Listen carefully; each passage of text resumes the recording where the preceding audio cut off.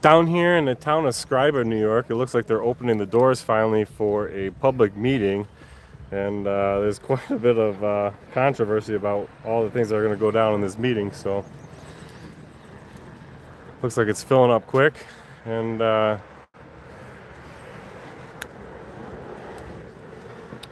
shortly we'll get in there. Looks like everybody's filing in now. Passed me coming in here. I said hi to you. Oh, how you doing? Good. I'm Fred. Fred? I'm the guy with the turkey feathers. Oh, okay. You like my shirt, Fred? Did you read it? Yes, you got more. This is Fred, guys, the guy who left the pictures and expressed his First Amendment right and made the town attorney cry like a baby. We brought him some binkies today. Good.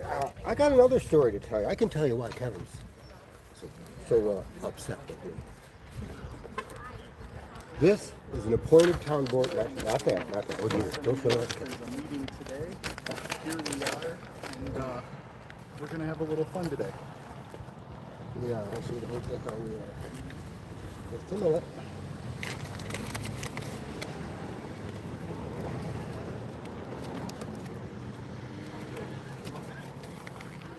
We need to get in there and secure ourselves a location in that room because it's getting pretty packed. Yeah. I'll show you.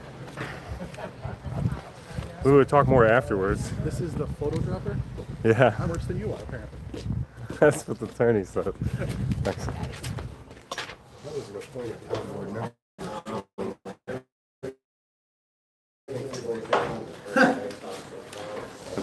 People at home don't know. People at home don't know why these people are laughing so much. Attorney put the shirt on just for him. So. Yeah.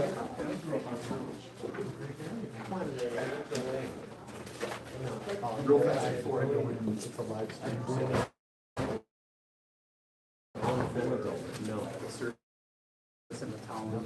We got here early to get a good seat, but I'll let everybody in first. Did you guys hear me about the sign-in sheets? There's sign-in sheets if you want to speak. Public hearing 1, public meeting 2, and then the regular session. They're all labeled at the top, so we're speak at all 3 or choose one. Okay, How you doing? Good. I'm doing You already good. put your name on? No, my YouTube. Oh. This is packed to the gills. good job. Man, I didn't bring my kids. this is full.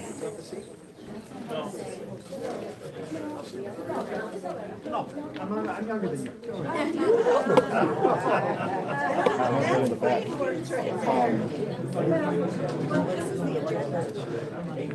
You're gonna sign it. Yeah, probably.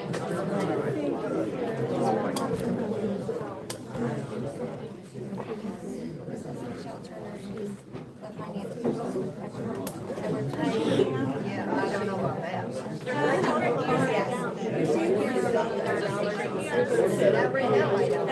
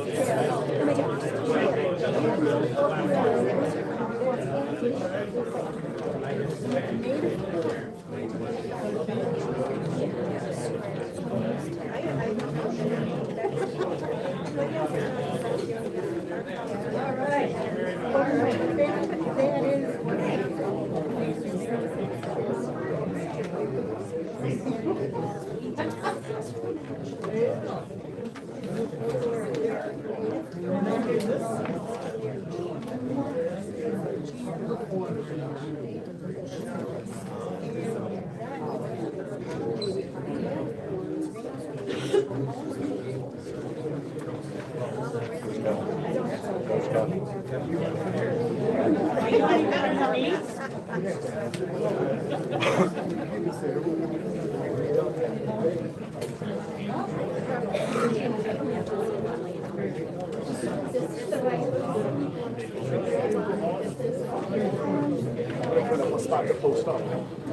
up on this wall? Go sit in that chair. That chair right there looks like it's got your name on it. I was wondering if they'd let you sit up speaker somewhere. Sit there, Dwayne.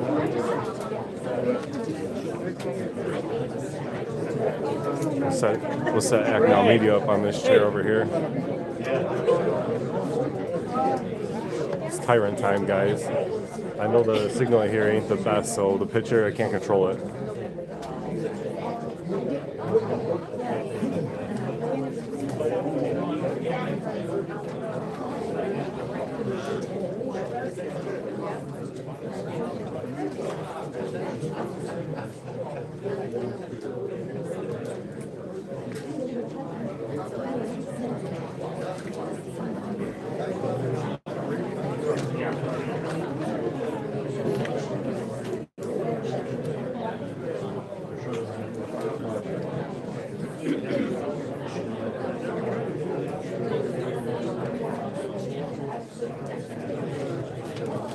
I think Kevin just see my shirt.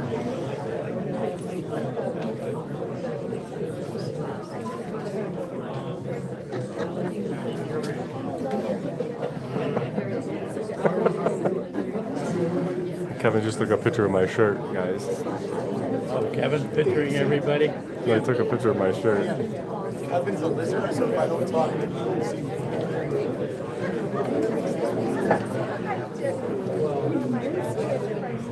I don't know, I think he's brave up there.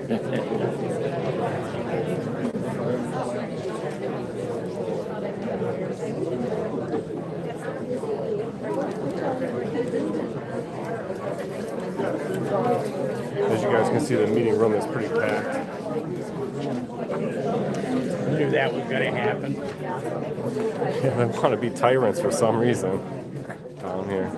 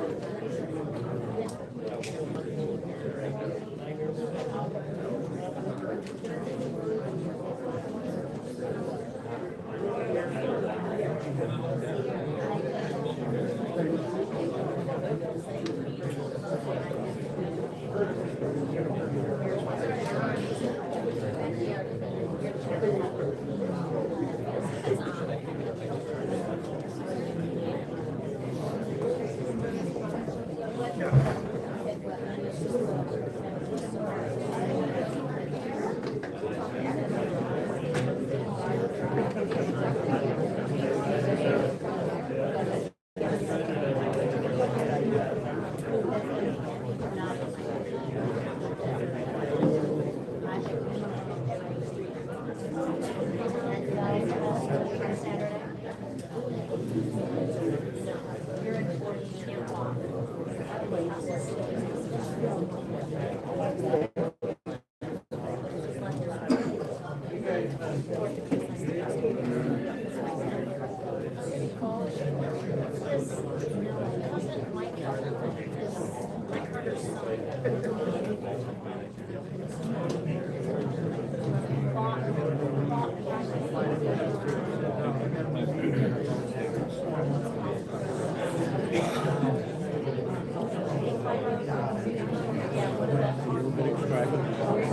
live in Scriba?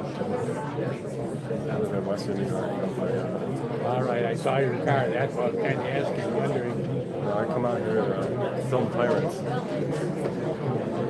Sometimes you gotta film them and pressure them until they retire and stop moving the town bad, you know? This attorney, like he runs this place, it's something crazy.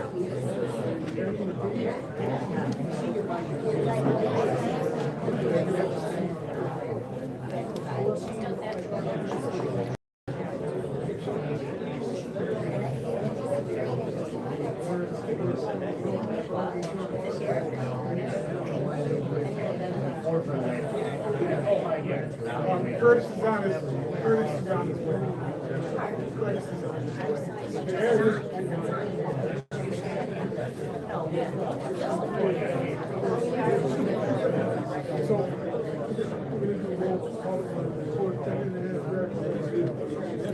They got him out in the hall over here and everywhere. Yeah. This is a packed house tonight. More and more packed as we Oh go. yeah, they have people that don't like what they're trying to do. Oh, you live this way. Oh, 75 years.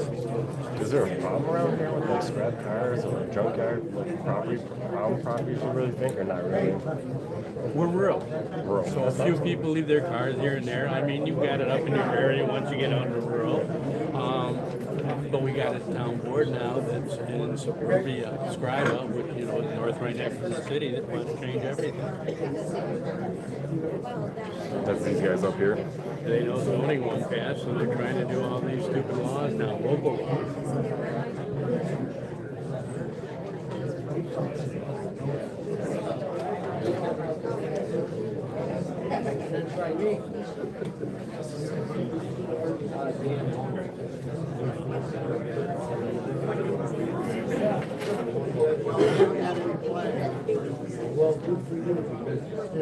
You guys be hitting that thumbs up. Let's go. 300 of you in here, only 124. You hit that thumbs up. Just remember, I can't control the quality of this video. This is a live stream. We'll make a full video if there's something wild happens here for sure. Statically recording, high def, but just remember, can't change it. Make sure you guys hit that thumbs up. Let's go.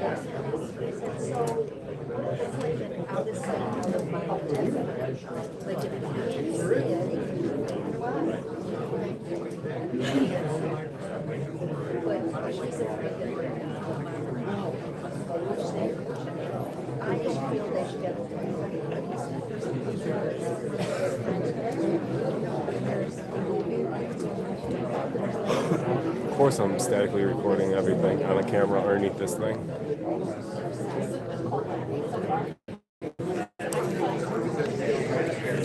You guys are sitting on a camera rig, of course.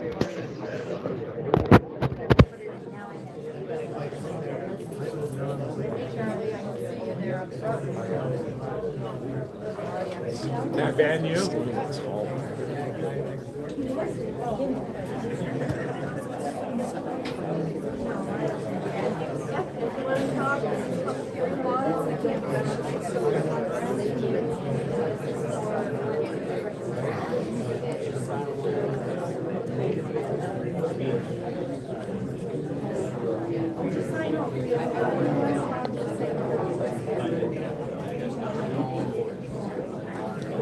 I missed the $5 super chat.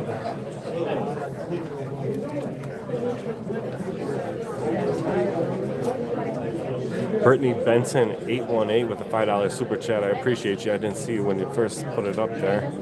Appreciate you. Keeping the car with gas in it.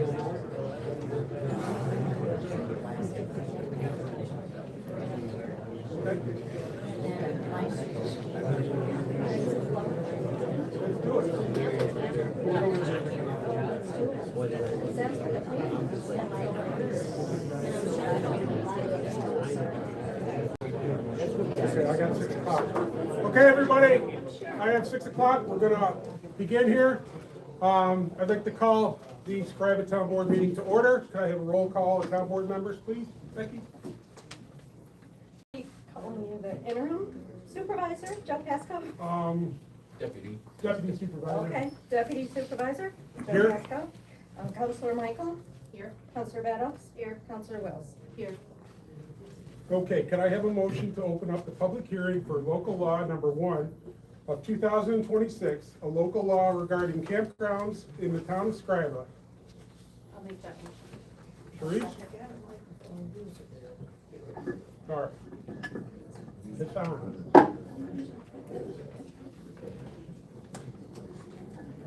Okay, I'd like to start out this public hearing by explaining what this local law is not. Okay, I'm talking as loud as I can. You guys be quiet. I'm talking as loud as I can. Okay, this local law is not intended to regulate, control, or in any way interfere with the use by private landowners of their property for non-commercial enjoyment by inviting family and friends to camp on private property on a temporary basis. If you're thinking otherwise, this is not this local law. Kevin, if you'd like to elaborate a little bit on the legality of the law? Oh boy. So this law was developed over the course of several months by the planning board at the direction of the town board. Planning board looked at other communities that have instituted similar laws. This is a law that is regulating commercial campgrounds.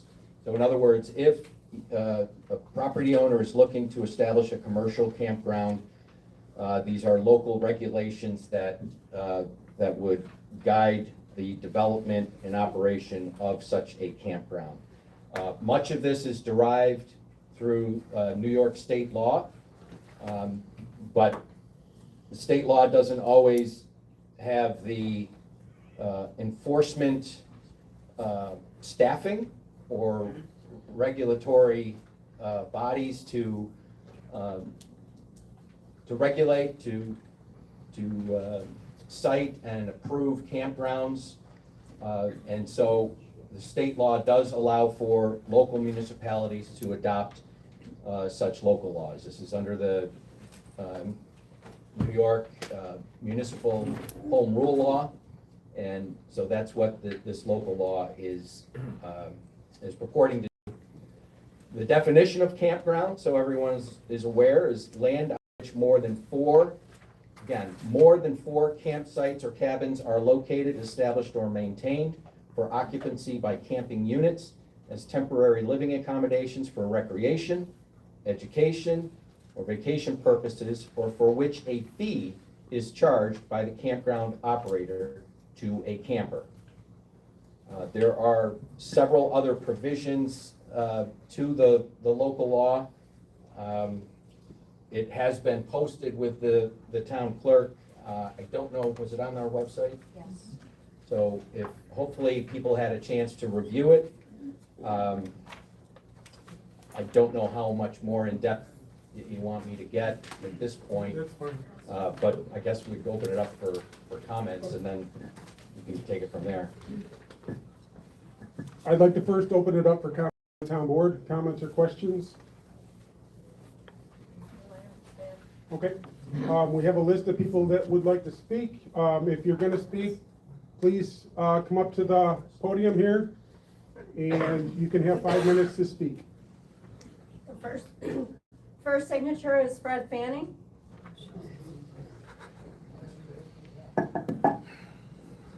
I'm Fred Fanning. Maybe Kevin knows me, I'm not sure. This is the wrong time and the wrong place to have any these guys doing anything except paying bills. Scriba is by far the richest town in this county, with more industry, more power, more skilled people than any other town going, all without any type of zoning or campground regulations. As far as campground regulations, this is the one town that requires the most transient housing. We have outage workers, you have fishermen, you have campers, you have summer travelers. You don't have that in Granby or Hannibal. You have it here in Scriba. And that's why these people shouldn't have nothing to do with commercial campgrounds. And Kevin, would you explain how New York State right to farm law would affect what these people want to do? See, he won't answer, but I'll tell you what he'll do. The New York No, State. I just want to be clear that this is a public hearing, it's not a public debate, so I Okay, won't be answering. okay, the answering any New York questions. State right to farm law, you don't have to listen to anything they want to do. You have to show $1,000 in sales on whatever farm product you want, honey, flowers, whatever you want. I'll give anybody a $1,000 receipt if they'd like one. I'm a legitimate farmer, then you're in. You don't have to pay any attention to them. You can start your own campground, call it interns. That's all you gotta do. Thank you very much. That was Next is Feather Ray Man Elmer. Fred.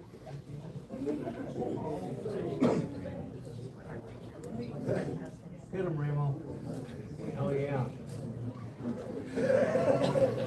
Well, I'd like to talk about that junk cars and everything. That's Maybe I'll get- next hearing. You wanna talk about the campers too? I can't have one next to my house with somebody staying in it? If they wanna stay in that camper for a week, or maybe they wanna skip a week and go the next week, I ain't allowed to have that in my property? Just like yes, you were. That's what we said right at the beginning, it's not for the individual. You're absolutely allowed to have F2, 3, however many you want. Yeah, for 7 days. 7 days? 7 days. Is that what you said, Joe? Nope. Temporary. I'll read this again. I will read this again. This local law is not intended to regulate, control, or in any way interfere with use by private landowners of their property for non-commercial enjoyment by inviting family and friends to camp on private property on a temporary basis. That means they can't live there for 5, 10 years at the What's campground. considered a temporary basis? Yeah. How long? Kevin? What's the definition of temporary? Temporary living quarters. The use of any campground by a camper for not more than 7 consecutive days. What I just said, right? That's, again, that is not related, that's for a commercial venture. So what? The state law says 30 days is the maximum that you can stay on a camper on somebody's property. Define commercial. You're charging a fee. If you have friends and family, neighbors, you want to invite them over for whatever event, you pick it. They're allowed to stay on your property, up to 4 campers. If it's more than 4, then the state law and the state sanitary code is going to regulate you, not the town of Scriba. So who's gonna regulate the 7 days? Who's gonna stand there and watch them people for 7 days? Exactly. That's only if they're being paid, you're being paid. 7 You're- days. Doesn't Yeah, matter, you're- somebody's you're- gotta monitor it. You're conflating private use with commercial use. I'm just saying the 7 days. Who's gonna determine that 7 days? Do we gotta hire another guy for $70,000? Oh, yeah, exactly. I'm in. 7 days ain't bullshit. Complaint driven. There is no answer for the 7 days at all. In other words, we don't even need this law. Basically, I don't see why. Ain't nobody putting in campgrounds. They're not registered as commercial, then let it go. Thank you. Next is Alan Chase.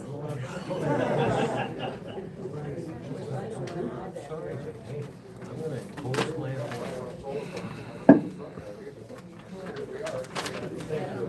First thing I'd like to say is that a public hearing ought to be at a place that you could get everybody in the building that they can hear. We've got 30, 40 people standing out in the hallway that can't even get involved in this thing. I don't know that this would constitute a legal public hearing, but besides that, my name is Alan Chase, and although I am not a resident of the town of Scriba, I own a number of properties and certainly contribute significantly to the tax base here.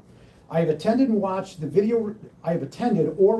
video recordings of every town board meeting and every planning board meeting for at least the last 12 months. Not one time in any of those meetings have the campground laws that are being proposed tonight been discussed in any substantive way.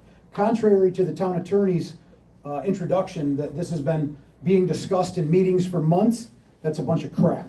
In fact, the only meeting that this proposal law was discussed at all, was a planning board meeting that occurred about a month ago. At that meeting, they did not read or discuss any of these laws. They simply referred to each section that was proposed and asked if anybody had any problems with any of them.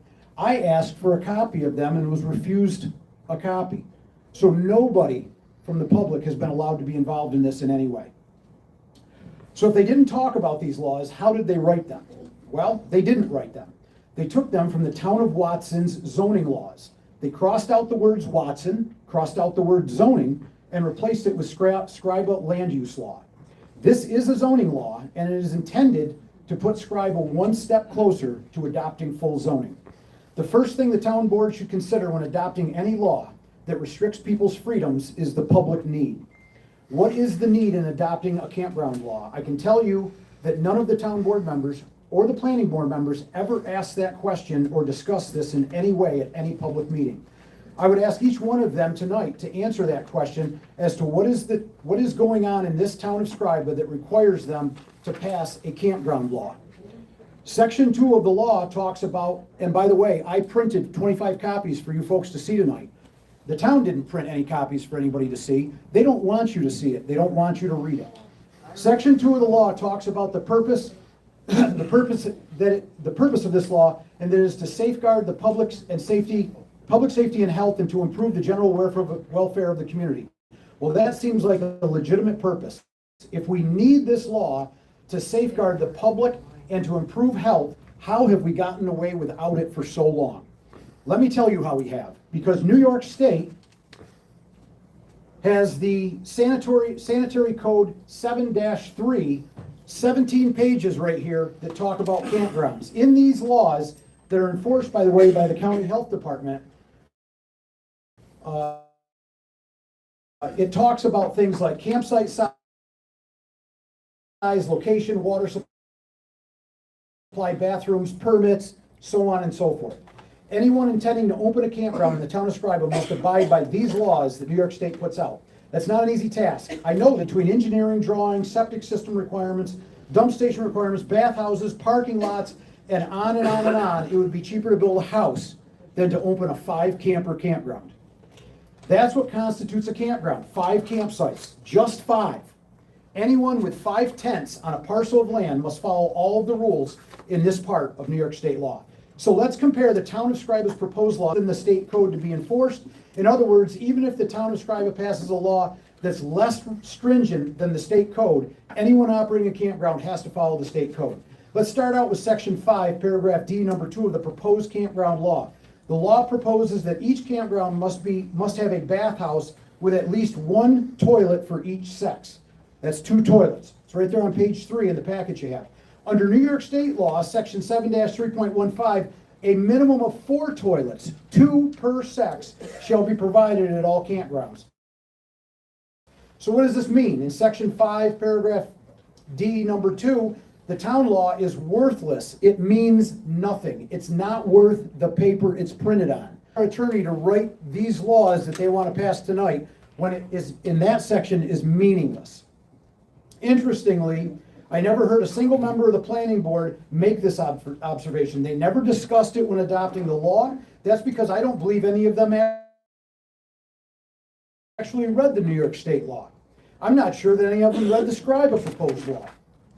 One would wonder why the town of Scriba needs to spend money on their attorney writing a law to discuss how many toilets are required in a campground so that they can't enforce, because it is less strict than the state law. Let's look at another part. Section. Mr. Chase, your 5 minutes are up. I'd rather hear him speak. Go up there and read his paper. Anybody in here finish reading it? 5 minutes, I only have a page and a half left. Information. That be acceptable? Got a page and a half left. It sounds like the crowd would like to hear me continue. Go ahead.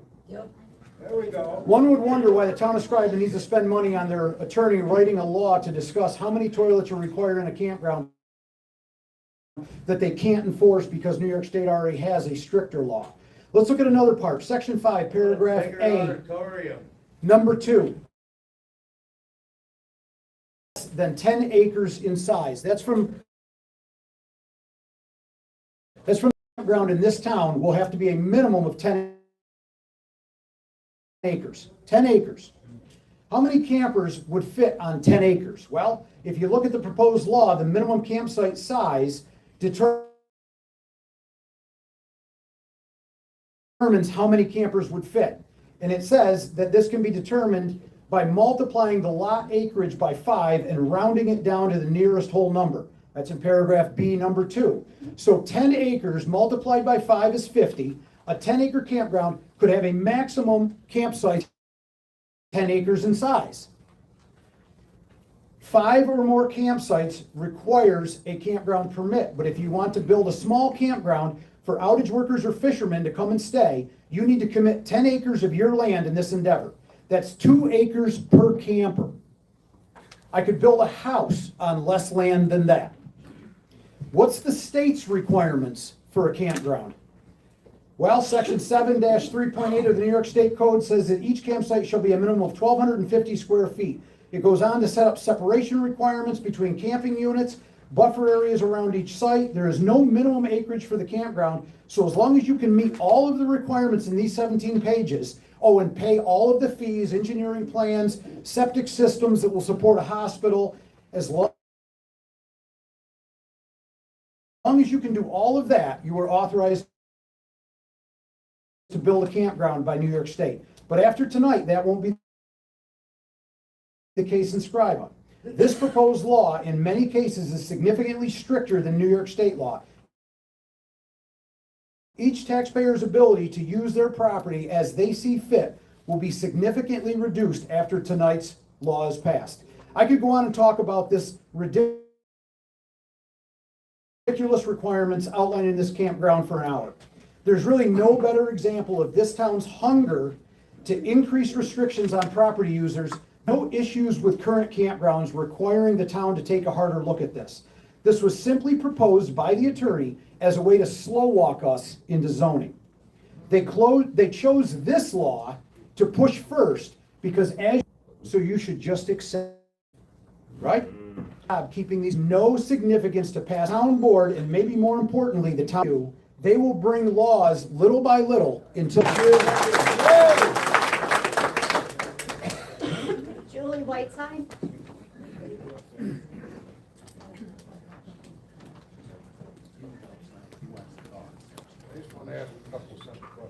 He was out in the hallway, he didn't get to sign in, so he didn't know, so. You can, Dan, you can sign up.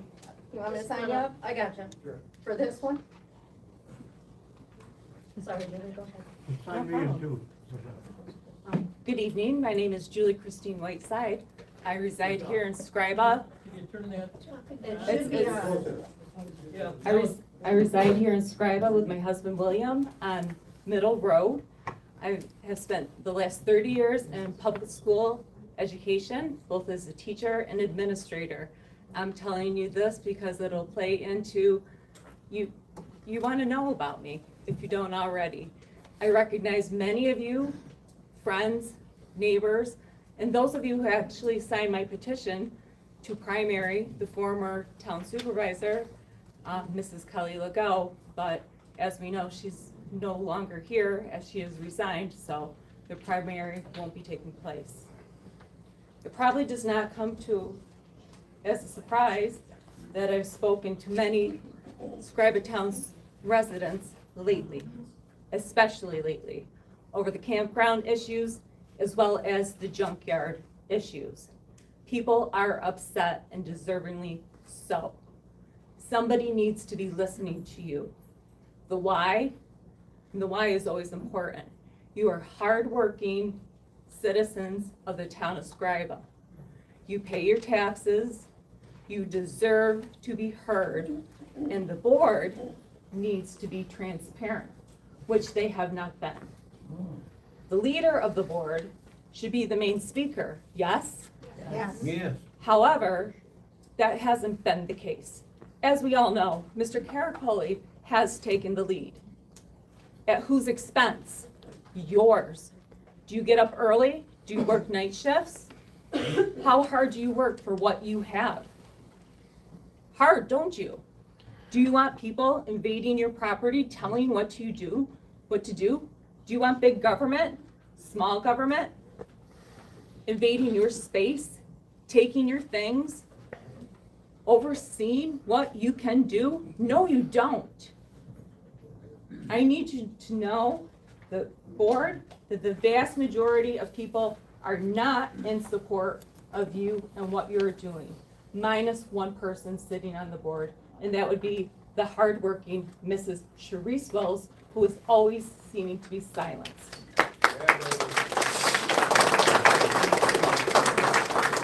It's evident that the board is lacking transparency, as Mr. Chase alluded to. My concluding question is, why won't the board listen to the people?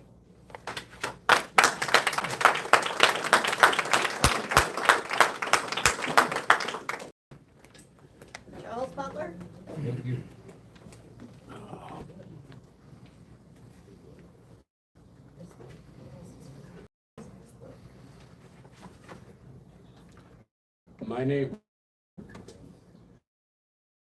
My name is Charles Butler. I've lived in this town for 75 years of my 76 years. I've been proud of living here. I have found the town maturing a lot in that 75 years, and it's done that without the town board help in most cases. So this evening I am here to speak on both topics. This one here, I have submitted a comprehensive letter to the town clerk, asking it to be entered permanently into public record of this hearing.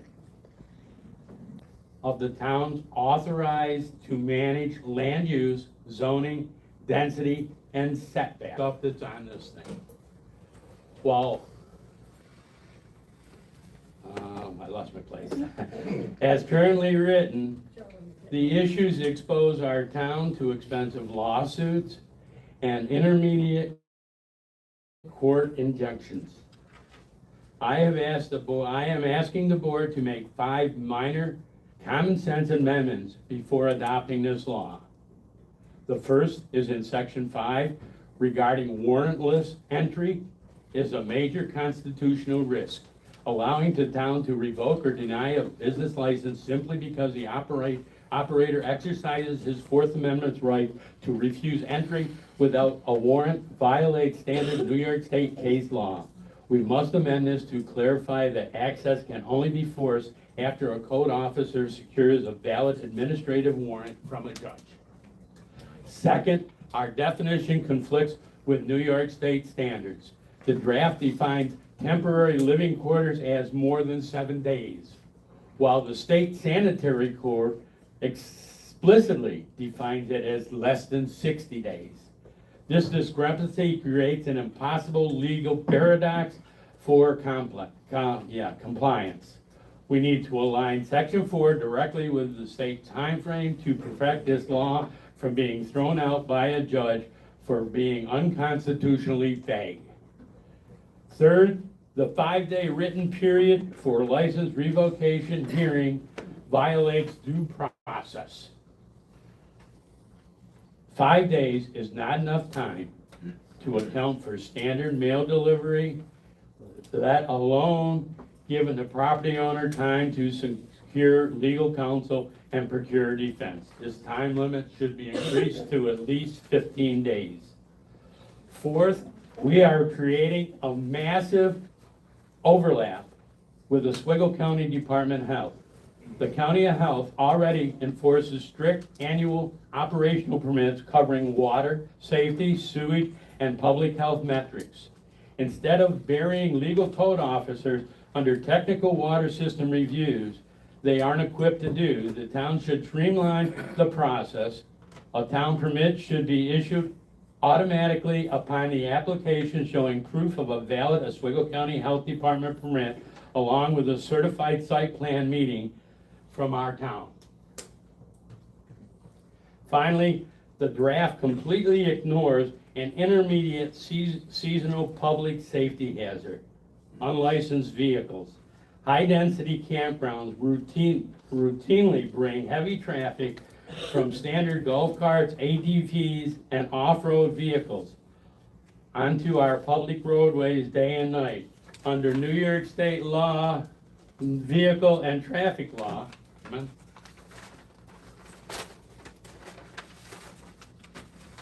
these low-speed vehicles are strictly illegal on public streets and present an intermediate danger to local drivers. We must add an operational rule requiring campground operators to actively police their guests, post clear warning signs, and keep these unlicensed vehicles off our public streets day and night. Thank you for the time.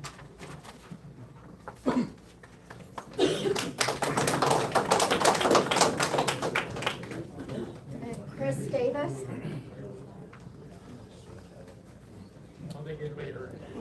Chris Davis? You said pass. I think you better use the microphone. Dan Sova? Oh, boy. That's what I said. This will be short and sweet. I just what Danny just said, why would we wanna, the town, if we got so much money here that we wanna try to run the state and the state laws and the county laws, why are we getting involved in it all? There's no reason to. All we do is making more mess for the town, more money for the town to spend. And like everybody else said, you people don't seem to be looking out for the taxpayer and their money. If I'm selling a piece of property, I don't sell it for $100,000 if I can get $200,000. So, I mean, stop and think about it. You need more tax, and you give a piece of property away because you favor somebody else. That's baloney.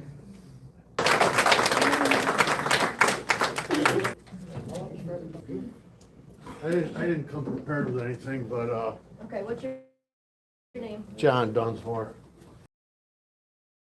What I'm seeing, and, you know, I've been on the board of education. Can you raise the mic up so?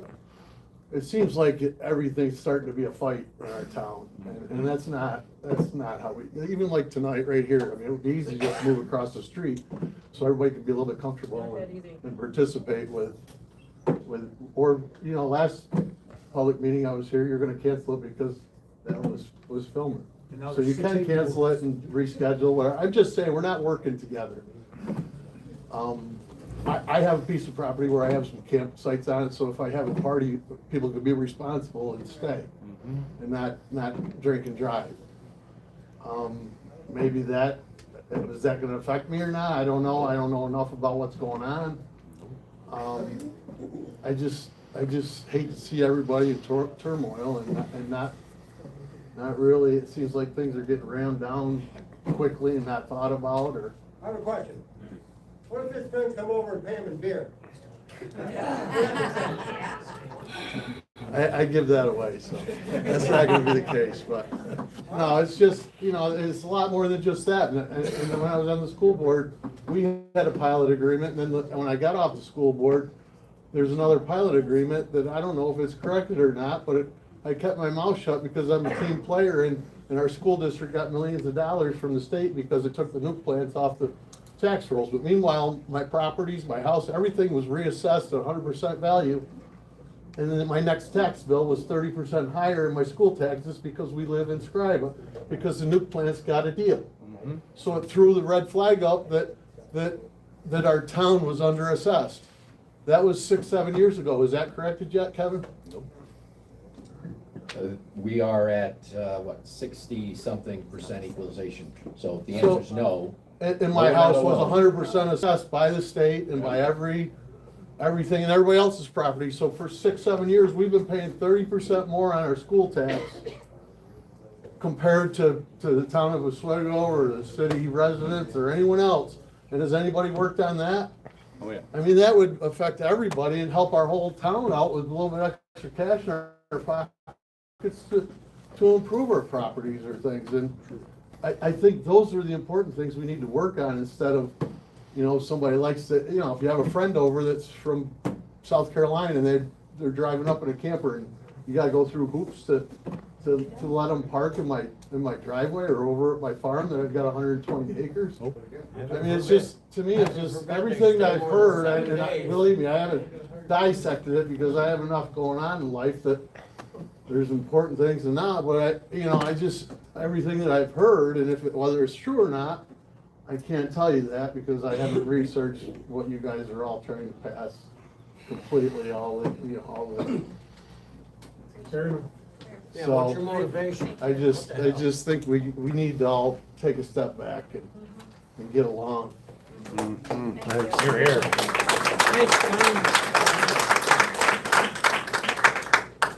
Does anybody else want to Was there an speak? answer why, what changed?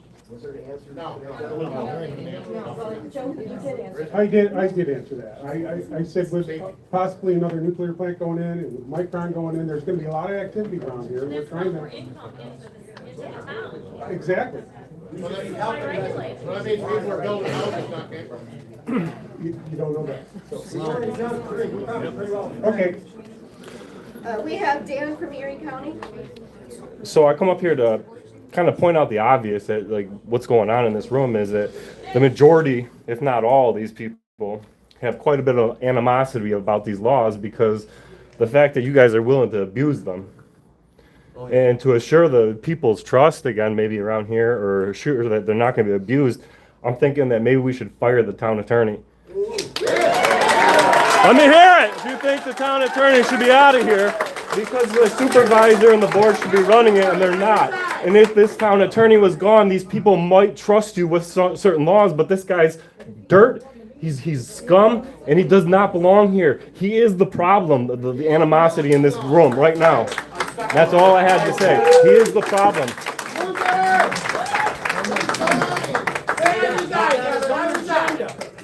We're concerned with $1,500 a week check. Becky, you have any? I mean, that's the elephant in the room.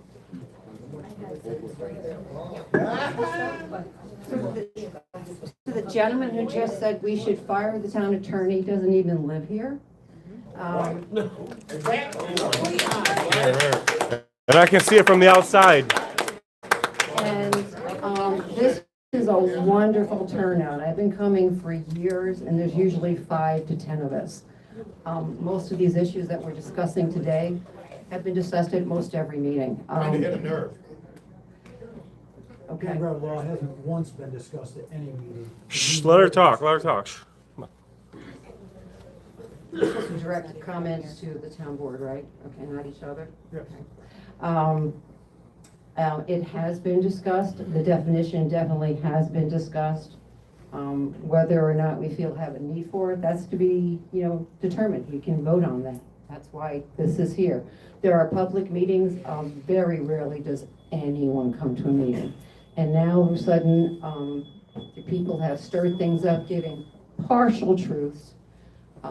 Now everybody's here, so I'm glad to see you here. I just hope you all stay involved. How do you Go, Heidi. Okay. Becky? So, Becky Leverage. So I'm gonna speak as a resident, not your town clerk. I have been a camper basically since I was a baby. I've camped at many New York State campgrounds and personal campgrounds. So I'm used to those laws. I've never seen them written, don't care to.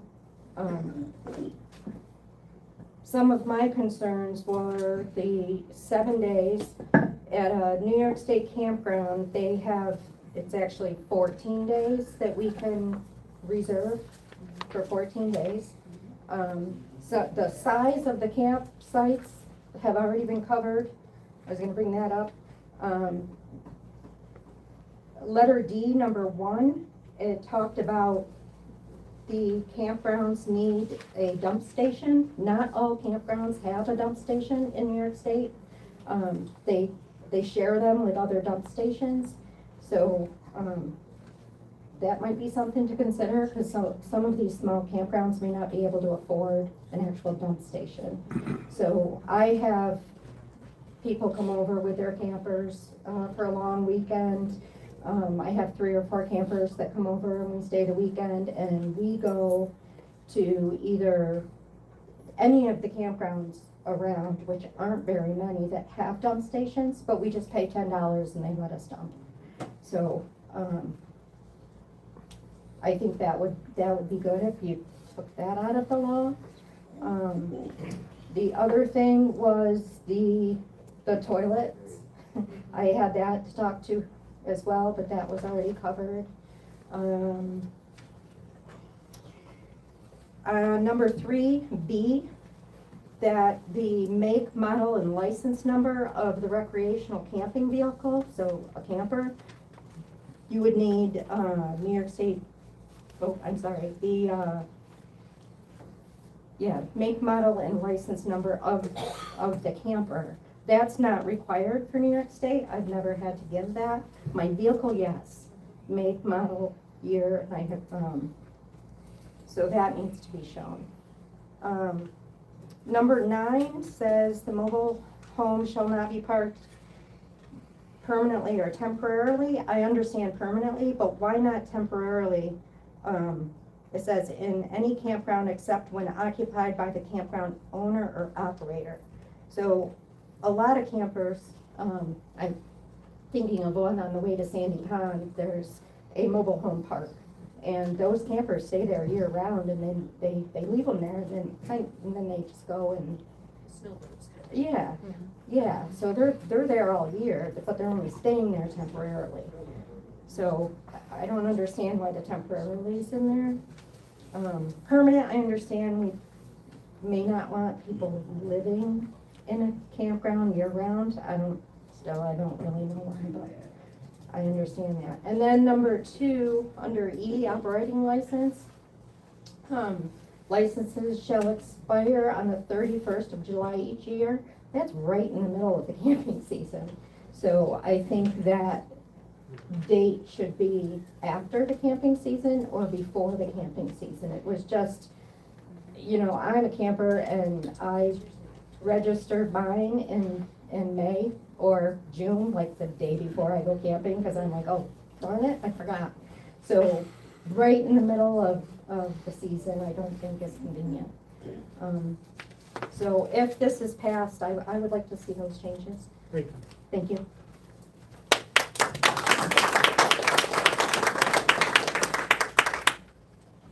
And that's it. Okay. That was the last one. Can I have a motion to close the public hearing? Jamie, can I have a second? Sure. Public hearing is closed. Next up is a motion to open the public hearing for local law number 2 of 2026. A local law amending local law number 1 of 2015 to regulate and control the spread of growth of grass, weeds, and brush, and the accumulation of junk in the town of Scriba. I would like to start by saying this came about. Oh, can I have a motion to open the public hearing? Bree? Jamie? Okay. I would like to start by saying this came about by numerous meetings, people coming to our board meetings, wanting this town cleaned up. We have the authority under local law number 1 of 2015 to go in and mow someone's grass that's over 10 inches high when we get a complaint. We did not have the authority to go and pick up junk from people and garbage from people's burned out or dilapidated properties. So we tried to add this to our local law number 1 of 2015. That's about all I got to say. That's why this law came about. We have any questions from the board? Cherise? I'd like to hear from others. Okay. Becky? I'd like to be last. No, who's on the list? Oh, sorry. Sorry. Charles Butler. That was good.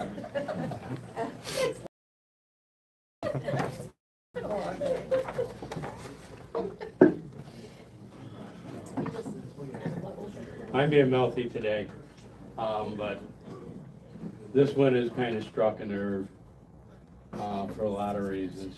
Good evening to everybody up here. I appreciate being allowed to be here. Again, Charlie Butler, 790 O'Connor Road. I'm a taxpayer, and I'm also a farmer. I'm also an entrepreneur in this township, and I've invested a lot of money. But right now, while keeping Scriba clean is a shared goal, this draft directly infringes on dual process, violates state agriculture protection, and oversteps legal boundaries of the municipality authority. First, section 7B completely cuts out the local Scriba Justice Court. If a resident disagrees with a code officer, they are denied a hearing before a judge. Instead, the town immediately hires a contractor and places 50% penalty directly on the homeowner's property tax bill. An accusation is not fact. Converting code disputes into automatic tax liens without a judicial trial is flat-out denial of due process. Second, section 6B authorizes town officials to enter private land based on simple annoyance complaints, bypassing the court system entirely. The Fourth Amendment protects citizens against warrantless searches. To keep the town on solid legal ground, the law must explicitly require an administrative warrant signed by a judge if a landlord denies entrance. You cannot sit there and do the penalties you got in there. Third, the law directly targets our farms. While the draft excludes farming from the grass height rule, it explicitly states that the junk regulation applies without exception. Under section 4, standard agriculture necessities like retired machinery kept for spare parts, unlicensed vehicles used strictly for private land are classified as junk.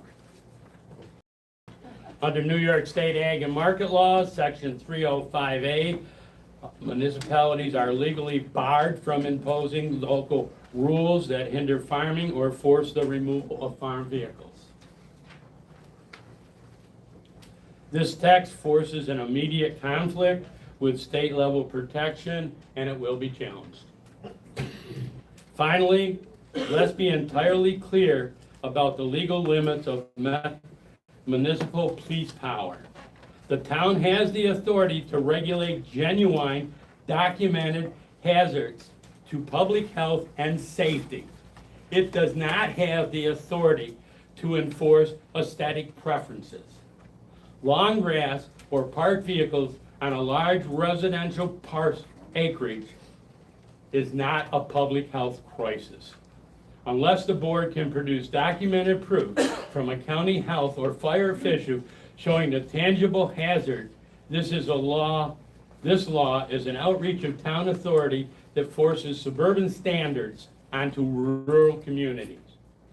We must include a clear, I ask the town board to reject this draft. We must include a clear total exemption for properties under the ag district, restore the role of the local town courts, and protect the rights of people who live and work in this community. Thank you. Thank you.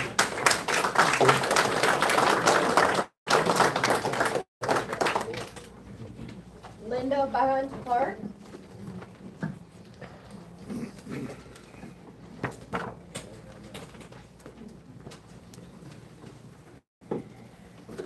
Thank you for the opportunity to speak tonight.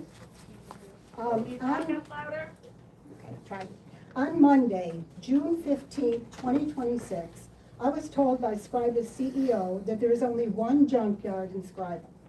I obtained the same information in a FOIL request of September 10, 2024. This sole junkyard has operated at 163 County Route 51A.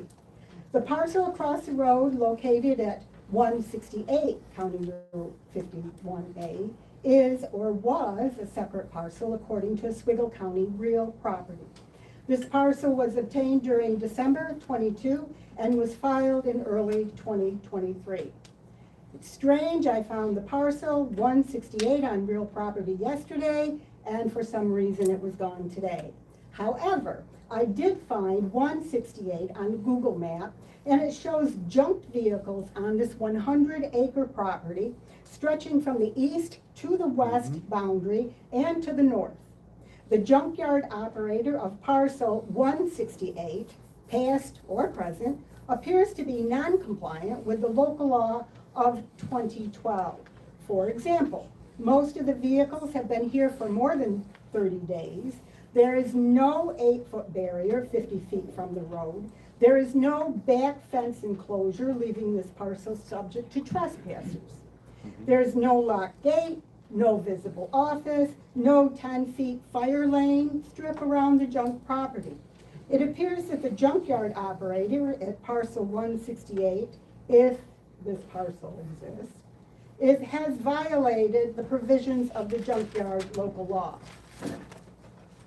And according to this local law, is required to reapply for a new junkyard license, which includes a public hearing. This comes from the junk law. The law reads, the enlargement of non-conforming, as referred to the preceding paragraph, through the increase of real property for junkyard proposals other than in present use, shall serve to terminate such non-compliance, and the junkyard expansion shall comply with junkyard regulations governing new junkyards before the renewal of said license. In addition to the aforementioned, has the town reviewed the junkyard owner's record of purchase and sales? Has the town inspected for fire extinguishers where there is a one per every 40,000 square feet? This property would require 140 fire extinguishers. This junkyard has operated for 2 to 3 years. Violations are $500 a day, plus 15 days for each violation. You do the math. Where are the town's minutes for 20 through 25? I tried to find, because I think there was something in the minutes on this. Rather than pay a lawyer to make up laws, perhaps we should start enforcing what is already on the books instead of worrying about grass an inch or two too long, while 100 acres of once prime land is environmentally degraded. I'm going to give you this for the record. Just so you know, these will not be, all these that are given to me, they're not gonna be in the official minutes, but they will be kept for 6 years. Okay? If you want, I need to email that to you. I can get you the editor. It's up to you if you want a copy of your own note. Okay. Thank you. Can I answer one of the questions? Sure. Linda, I just wanted to answer one of the questions that you asked about the minutes. If you want a copy of any of the minutes, you can FOIL my office and I'll give them to you right away. I got them on electronic copy. It would just be really nice to be able to look at, because I know that this was once discussed and I wanted the minutes to this meeting, but I couldn't find them. I usually put a few years out there at a time There's just to not- try to save space. But the only minutes there is this year. There's none from even prior years. Okay, so I haven't had management of my webpage since the previous supervisor came in, so she may have taken them off. I haven't looked. I can get them back on there. I'm just used to, Aren't these things supposed to be on the website by law? Yeah, they are. There. But not from the beginning of time till now. We don't have any- 5 years, I believe. Okay, Ron Dolly.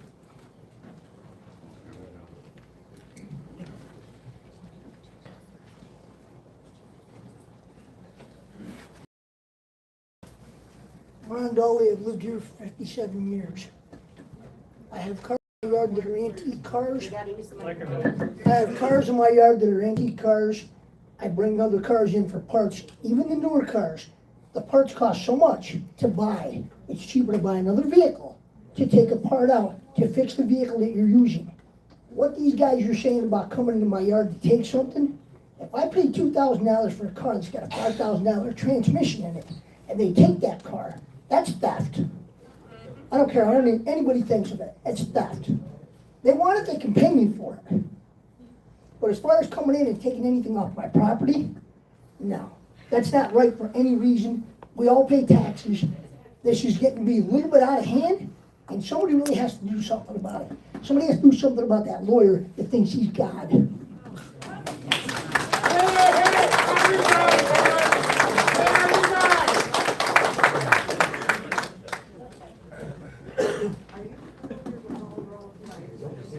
Fred Fanning? Southern Man Franny. Hey, I like it.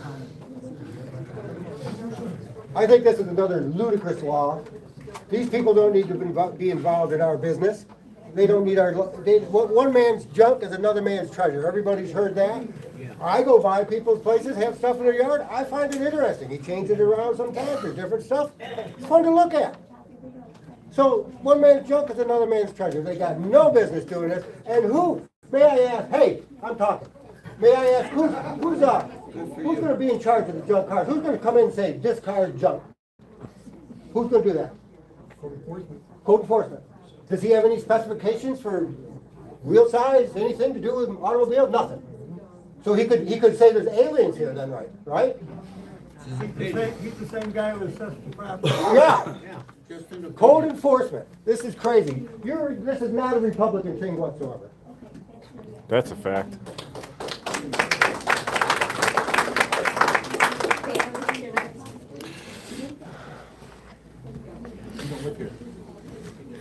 This one here I got to speak on because, I mean, any one of you guys on this board who vote this law into effect, you can count yourself non-American, right? The pursuit for life, liberty, and happiness. Who's the judge what happiness is? Maybe it's a junk car that somebody likes, or maybe a junk car was on the property because, you know, his grandfather owned it and it was his grandfather. There's sentimental value. How do you value sentimental on this law? And it also brings us back to this town attorney. We've already seen him abuse his authority. He was ready to write a check for Scriba money to have the sheriff's department remove somebody from recording from their seat. He swore up and down the law was this, and it was not, and it is not. So he's ready to write these checks, which brings us back to the whole animosity of this town attorney. You guys want to make laws and stuff, you need to get rid of the cancer sitting at the end of the table named Kevin. He's cancer for this town. He's the reason we're here, and the only reason we're here, all right? To expose the tyranny in this, because ludicrous to think that you could go on somebody's property and take a vehicle because you guys deemed it or someone deemed it not worthy. You guys are out of your mind. Anybody that votes for yes on that one, you can count your job here. Bye. We're going to make sure everybody in the town never sees you guys for a re-election. Dump the cancer. Dump the cancer. Get rid of the animosity around here. Ray Elmer? Here we go. Give it to him, Ray. Look, I lay it on the line here like this. I understand you want to clean Scriba up, but there's other ways of doing it. Number one, we live in Scriba because there is no zoning. If we wanted zoning, we'd go to a Squigo. We don't want that. There's other ways you could clean up this place. Maybe we could get a few people together, want to put in their time, go clean the place up. Get a dumpster from Butler's, we pay for it. We don't need $70,000 jobs, people running them and to do this or anything. We don't need to, you know, I gotta tell you something. You guys wanna clean Scriba up. We had a trailer that we were to clean up by the town of Scriba, said this. We go and start cleaning it up, you guys come over and shut us down because we ain't got a permit. Really? I mean, you wanna piss the landowner off more? You just can't do stuff like that. We could all work together, you know. And as soon as these junk cars, vehicles, what are you gonna do with the farms we have? We got army trucks that got valuable parts on them. We ain't getting rid of them. No way. And what are we supposed to do with them? They can't do anything anyway. We got them on a head row. We can't go any farther. What's the answer to it? Barely even listening. You're gonna pay for an expert? They're not listening. Evaluate them? I mean, there's people that got valuable cars that are antiques. I have a Yeah. 1974 Pontiac Fire. I got a dune buggy, it ain't on the road yet. Sits in front of my garage. I'm not talking. What? Thank you. Appreciate your comment. Just saying. $280,000 worth of cars sitting in front of my yard.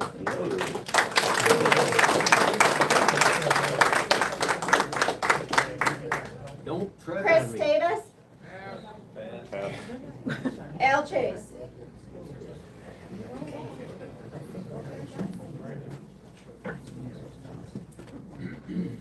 I counted 100 people in this room.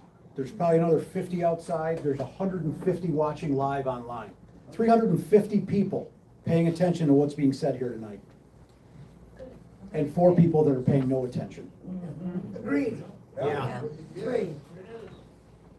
It's not a Think about that in November. Here's an interesting fact about this law. It was never once discussed at any town board meeting or any planning board meeting. At last month's, I've been to every planning board meeting for a year, and I've watched every town board meeting for a year. I can say this with authority. At last month's planning board meeting, after the meeting ended and everyone got up out of this room and walked out, the chairman of the planning board said, oh, we need to move the campground law to the town board for consideration. There was a little bit of discussion about it, and the next thing I knew, somebody made a motion that they push it to the town board for a public hearing. And then they voted on it and passed it. I spoke up and said, you just passed a motion after the meeting ended? And the town attorney quickly snapped back at me and said, we opened this meeting back up. Don't you know that? Well, the fact is that New York State open meeting law says that you have to do things in the public eye. It's called the sunshine law, right? When you close a meeting and everybody gets up and walks out, you can't just open the meeting back up and say, oh, there's something else we want to discuss that wasn't real popular, so we'll do it now.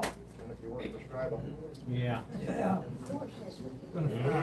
So the only time this law, this junkyard law, was ever mentioned in all the time that I've listened to these meetings was after they passed the campground law being pushed to the town board. The chairman of the planning board said, and next month, we'll start talking about the junk law. Isn't that right? One of our planning board members is sitting right here in the front row nodding his head, yes. Next month, the planning board was supposed to start discussing this law. And a week later, the town attorney brought it to the town board and said, we'd like to just put this out for public vote or for public comment. All right, let me get back to my notes here. This occurred after the meeting had been burned and most people had left. The planning board would start reviewing changes to the property maintenance and junk law. I can tell you without hesitation that that was the first time and the only time this was ever discussed at a town meeting. Somehow a week later, when the campground law was presented to the town board for consideration, the property maintenance law was presented as well. Is it possible that the planning board got together during that week and discussed these changes? Nope, according to our planning board members. But somehow, the law just appeared at the last town board meeting, and with one discussion, it was put to a public vote tonight, or not a public vote, but a public hearing. Not one conversation discussing the need for this law or what its contents were until tonight. Tonight is the first time this board has discussed what's in this law. You're wrong, Al. You're wrong. Not in public session. In public session. You guys might do it out in the back room or in executive session. Sitting over here saying she's living next door to 100 bags of garbage. That is not discussion about this law. You didn't talk about what these words on this paper say or mean. Don't tell us we're not discussing this, so you're wrong. You did not discuss any of the words that are on this paper in public session until tonight. That's a fact. The only action the town board took when the attorney presented them with this law was immediately to vote to schedule this public hearing.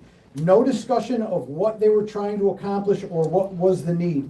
No discussion of what was in the law. Just a motion to schedule the public hearing followed by 3 yeses and 1 no. I have attended or reviewed every planning board and town board meeting in over a year. I'm convinced this town board and attorney has no regard to the wishes of the public. The problems with this law are obvious. It gives the town authority to call anything they want junk and to wrap you up in court costs and meetings to prove them otherwise. It's one step closer to zoning, which in the end is what this town board and this attorney want. To operate as the town of Scriba, they want they want to operate the town of Scriba the same as the city of Oswego. Yeah. Yeah, they do. We don't want.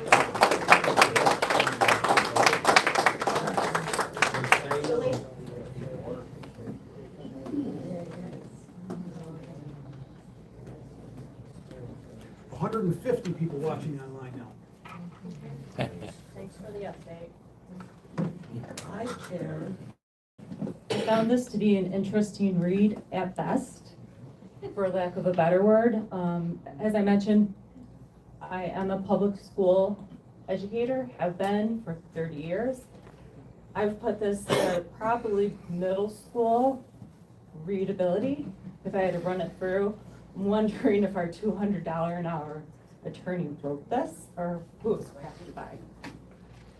I'd like to draw your attention to page 3, to the junk vehicle section. What I teach my students to do is to take it apart so people can understand. It's called a close read in education. I believe the public deserves a close read at this section. I have some points to make on just this one section regarding junk vehicle. Any motor vehicle, whether automobile, bus, trailer, tractor, mobile home, motorcycle, motor bicycle, mini bike, ATVs, or snowmobile, or any other contraption, guys, contraption. Do you know what a contraption is? That means that they can come onto your property and deem anything, for lack of a better word, that they don't have a vocabulary word for. They can find a contraption and call it a contraption, a violation, and give you that fine of $250, which is listed all through. I won't go there though, because I have other points to make. But a contraption does cover anything that does not have an actual name. Okay, Art. so the contraption.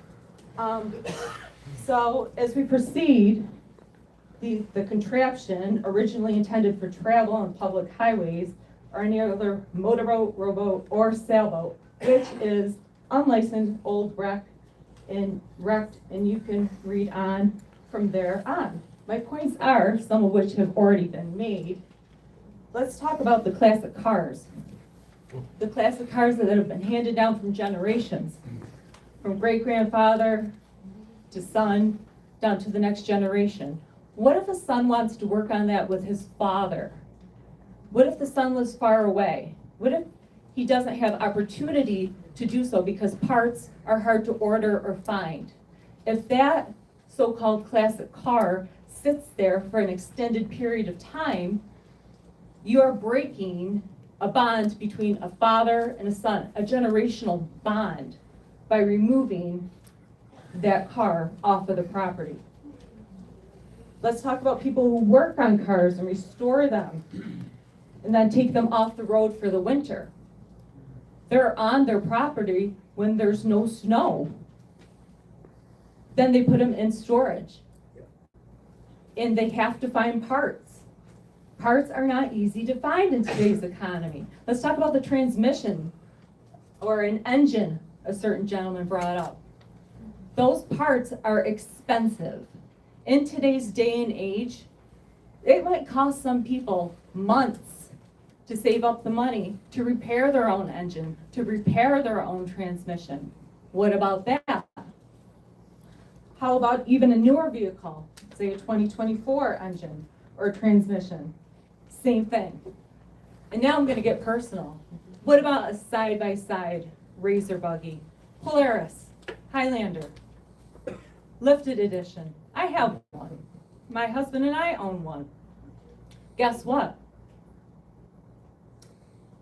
We can insure it, but we cannot register it in New York State. It's an unlicensed vehicle. It is unlicensed, folks. And it sits on the side of my garage in the summer months, sometimes for extended periods of time. Are they gonna come take my unlicensed but insured vehicle? I think my insurance company would have a big problem with that, and the town would have a lawsuit on their hands for taking our property that does not belong to them because we cannot register that vehicle in New York State. And as you continue to read about this, it's all about fines and giving the town back money by fining you, the hardworking taxpayers of Scriba. We cannot let this happen. Thank you.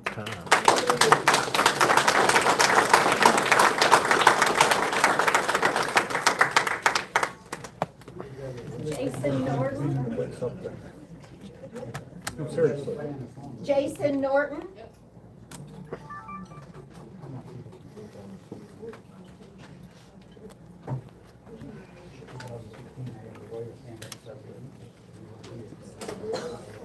Law 2 is poorly written. Microphone. You gotta get right up on that thing, make some love to it. Law 2 is poorly written and will open up the town to liability and constitutional violations with 3 amendments, ADA issues. Use the microphone. There you go. All right. Law 2 is poorly written and will open up the town to liability for constitutional violations for 3 amendments, ADA issues, state ecological protections, New York towing regulations, and other problems.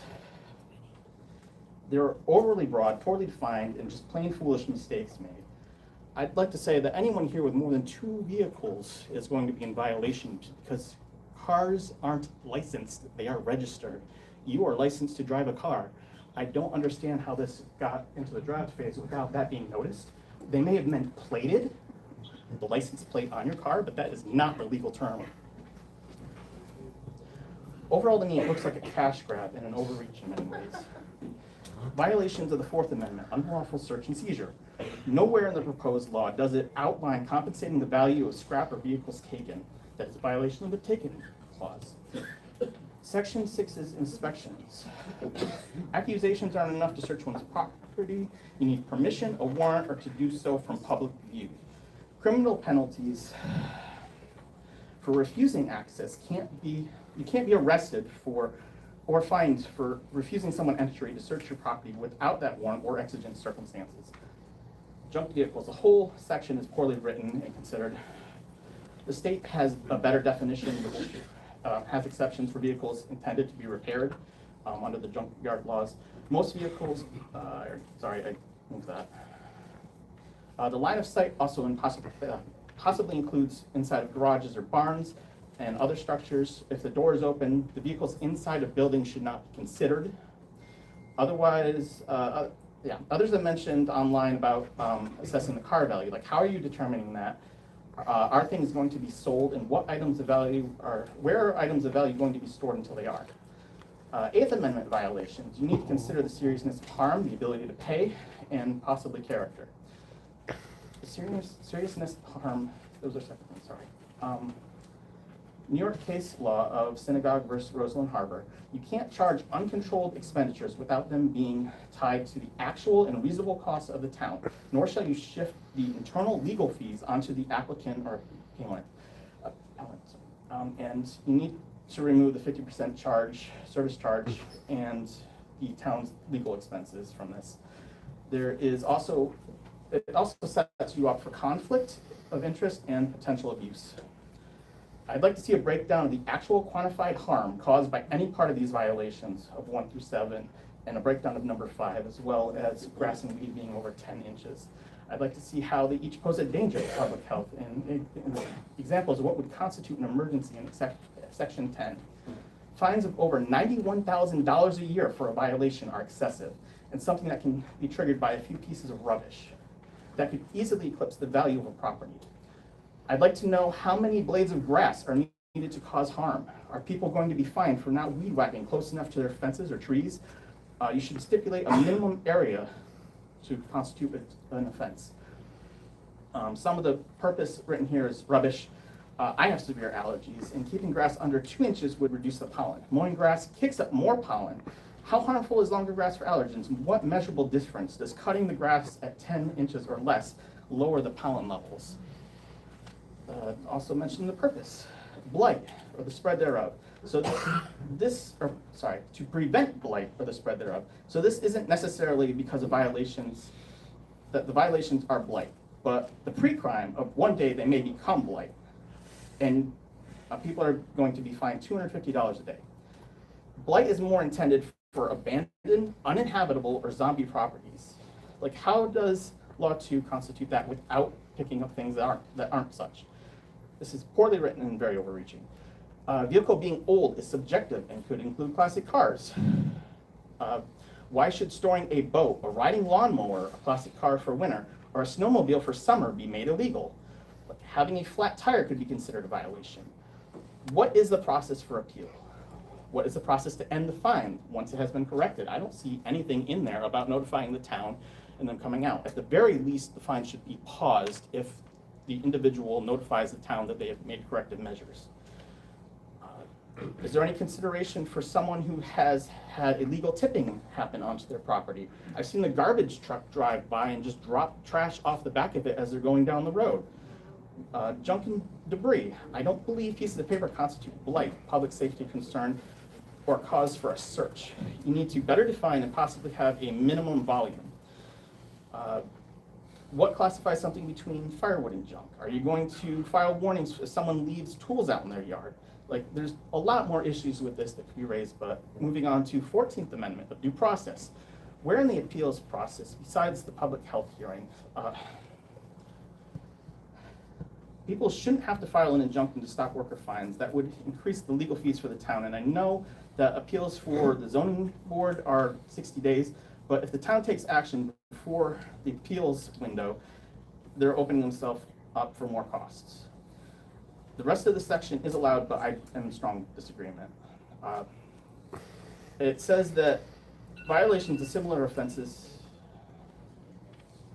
May I keep going? Finishing up. Or, That was 5 minutes, but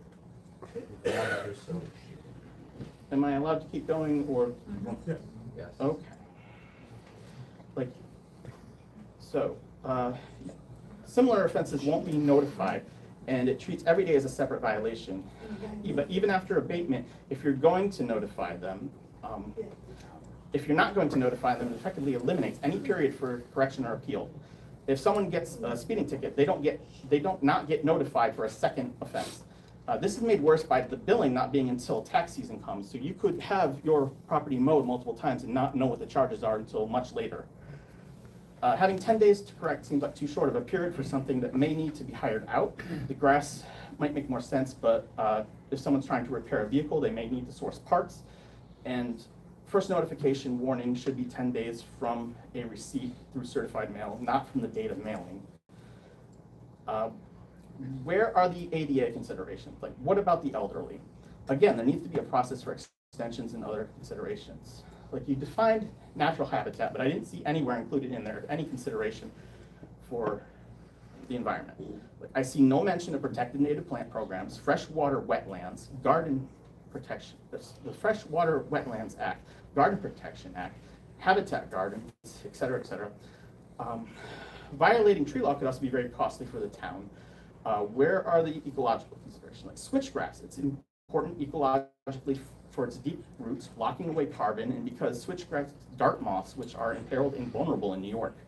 Pollinator bushes and flowering shrubs attract bees, butterflies, hummingbirds, and other pollinators.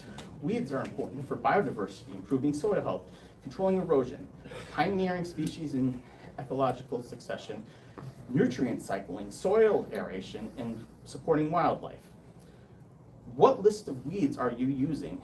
APHIS, WSSA, New York Noxious Weed List, or the Invasive Species Council? There are weeds that can't be removed by property owners or the town. Giant hogweed is harmful, so harmful that you have to call the DEC to have it removed.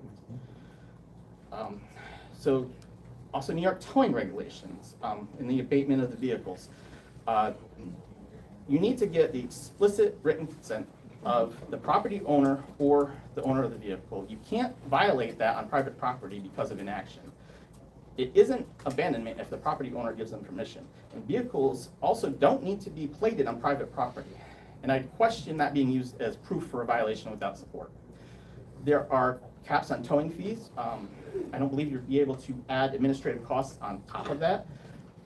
You say you're going to notify the owner, the occupant, or any person having control, but what happens when you... So there's also other typos. I'm assuming you meant rags when you said rages.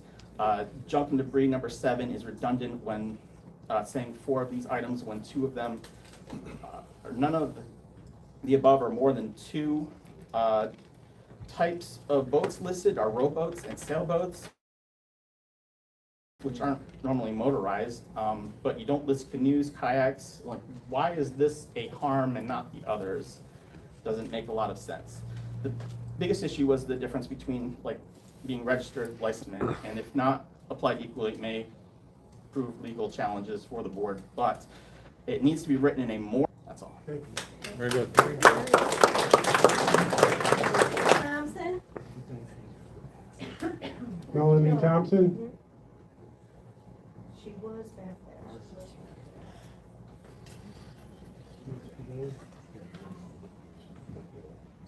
Does anybody know Melanie? Is she out in the hallway? Melanie Thompson out there. Okay. She gonna move on? Yeah. If she comes in, then we'll just have her come. Marshall Hines? He's here. Is that this way? Here.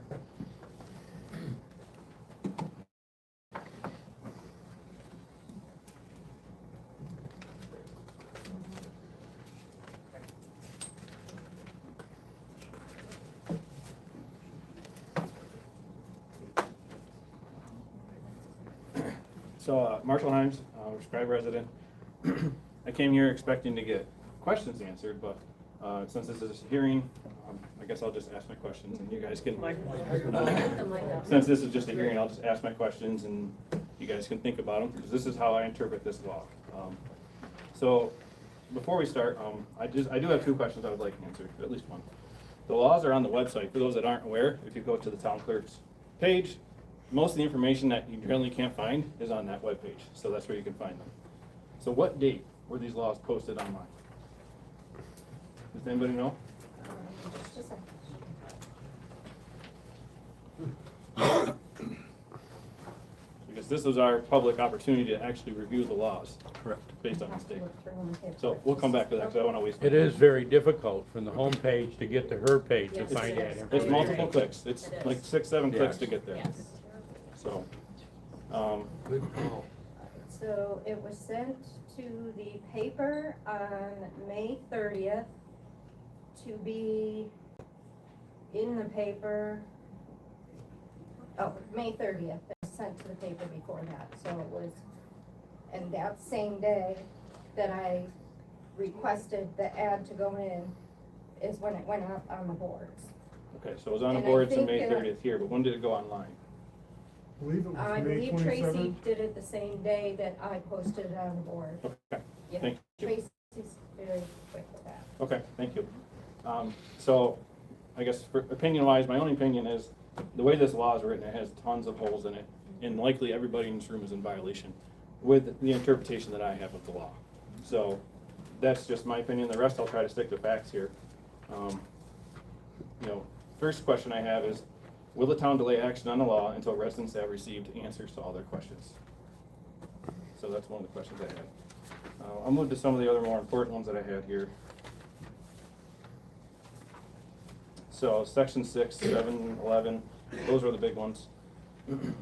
If a property owner declines entry, does the town intend to obtain an administrative warrant before entering private property?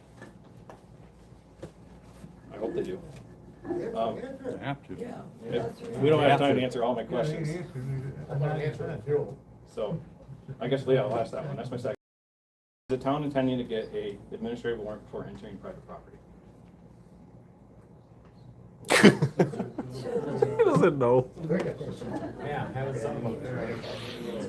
This is a public hearing, not a public debate. Okay, so. You've asked a question, answered, but let's. But you guys are gonna pass. There is no requirement that the town board adopts the law this evening. Okay. And frankly, from all the comments that have been received, and many of them are very good comments, that would make a law stronger and more enforceable, right? This board is likely going to be tabling both of these measures and reviewing these notes. I think it would be disingenuous of this board to adopt the local laws tonight when there are so many comments about this. Thank you. I'd like Wait till to, there's not as many people here. yeah. So the rebuttal to that is, if so, why does, if the town, Just being the truth. if the town is going to obtain administrative warrant, why is there not verbiage of that in this law? Why is it not written? 6B. So 6B, I won't read it for the sake of time, but does this require legal consent or warrant for them to enter your property? If not, what is the legal authority for entering onto private property? Because it says the code enforcer will have legal authority. Well, what is that legal authority? Will the owner have an opportunity to challenge the inspection before entry occurs? How will the owner be notified of the report of a violation that they are subject to an inspection? The way the law is written right now, you don't even know you're going to be inspected. It just happens. So can you point to the language in there?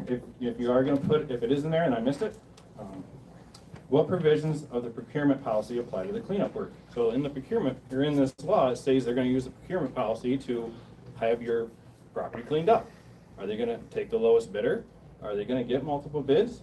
Are they going to have to come inspect the property to give you a bid? Who's going to pay for the inspection, for the bid process? Are we the taxpayer going to pay for that? Or is that going to be passed on? Probably passed on through the lien process. Let's see. What's a similar violation? Because the way this is written, they only have to notify you once a year. If you have a similar violation later on in the year, they don't even have to tell you. They're just going to come and clean it up and then put it on as a lien on your taxes at the end of the year. The way the law is written, that's how I interpret it. And they don't even have to tell you. It's missing. It's not there. How do you know the town has determined the second violation exists if no required? What opportunity does the property owner have to contest the town's determination before costs are incurred? Section 8.2, this is a big one, states a $250 per day fine commences from the date the owner first received a Section 7A notice. So as soon as they put that letter in the mail, $250 a day fine starts. It takes 4 days to get to you for whatever reason. It gets lost in the mail for whatever reason. At the end of the 10 days, you're already being charged $2,500 and you don't even know what's going on yet. So why does this not occur after the 10-day cure period? And if not, why doesn't the law state the fines begin after the cure period expires? Section 11 appears to impose criminal penalties for refusing access to an inspection. How does this section interact with a property owner's constitutional right to refuse warrantless entry to the private property? That's been discussed a lot tonight. So what circumstances make an inspection lawfully authorized? Does that include warrantless entry into private property over the owner's objection? And those are just most of the law side of it. There's many definitions in here that have been discussed before, junk vehicle, unlicensed, old, with everybody is in violation in this room. So, if we are going to propose laws, we should have a public hearing. We should be able to and ensure that we're being heard and that these laws are good and aren't going to be unnecessarily strict. So that's my 5 minutes. So thanks.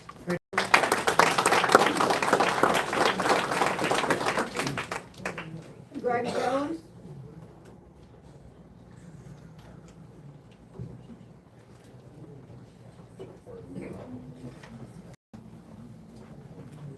Greg Jones, from Scriba, 65 years, lived here.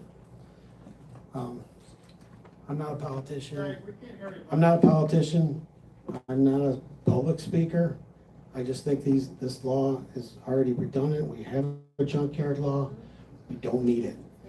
This is just more zoning wannabe.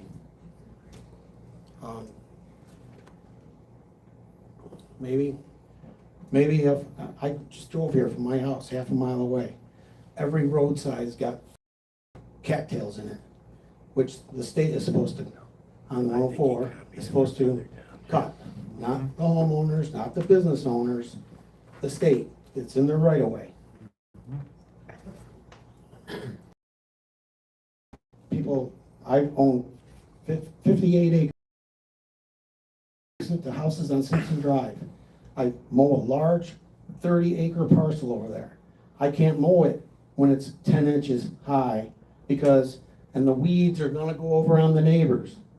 And I can tell you one thing, my lawn, what I mow twice a week, it's got weeds in it. You can't stop weeds by mowing it. The geese spread the weeds, the wind spreads the weeds. You can't do it. I'm against brush, but most people like brush. I don't know. I just think the town is going way overboard and it's unnecessary. And I think they should take a step back. And this is a rural town, except for planned developments. Planned developments, they could have their own laws in their planned development, just like an HOA. But we, rural town people,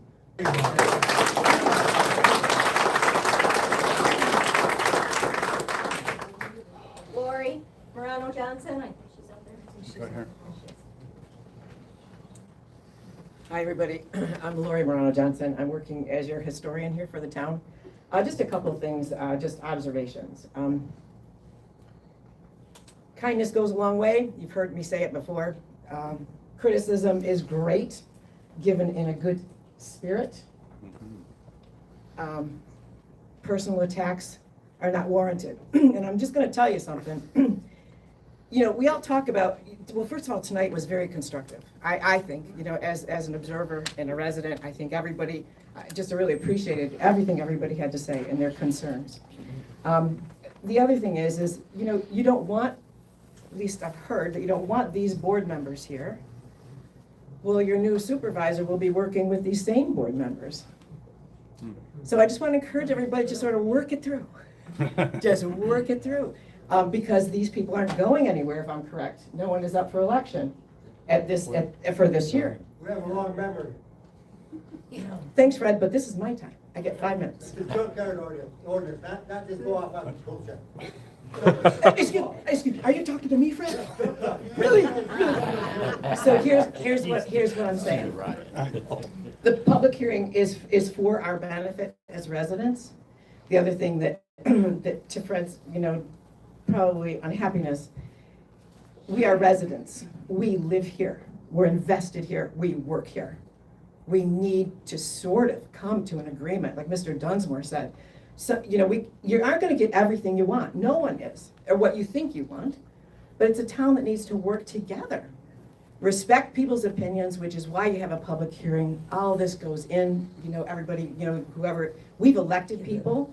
We have voted. They represent us. If you feel they're not hearing you, make your voice heard, which you did tonight. It's great. It's just really good. And I just want to encourage you, because here's the deal. You wonder why no one wants to run to represent people in Scriba? Yes, I do know why. Excuse my time, you get to sign up, my time. If you want to go by the rules, then address the board, stop addressing the crowd. Public hearing, address the board. Dan from Erie County, you're not a resident. If you want to You're follow just the not a rules, resident, okay? if you want to follow the rules, 5 minutes. the board's over there. So anyway, thank you very much for listening to me, because again, you know, all I'm saying is encouragement to try to work together as best we can. We want a board that represents us, and we want to do the best we can for the people that are here. You know, I live here, you live here. Let's try to do it.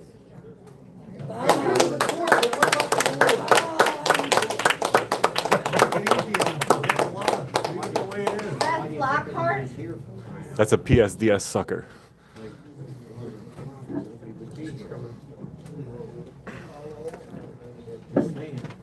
Sorry, Kevin, there's another attorney in the building. Give them help. So, with respect to this law, I actually was contacted by whoever has the Scriba Town Facebook page. I like you. Microphone, please. With respect to your proposed local law, there's a myriad of problems considering that it's unconstitutional based upon the 4th and 14th Amendment. You give no due process, and in case you forgot this from first year of law school, when you're a municipality, you can't enter on people's real property. You can enter on your easements. That's it. You can't go back on people's property and decide what you're going to do or not do. In addition to that, you can't seize people's real property or personal property without due process of law. You have built absolutely zero due process in this statute. None whatsoever. In fact, I would point out your section that says, in a calendar year, if after the first offense, the one time, you then continue to do subsequent violations, not only with no notice, but your first time doesn't give the resident due process of law or any avenue to challenge you.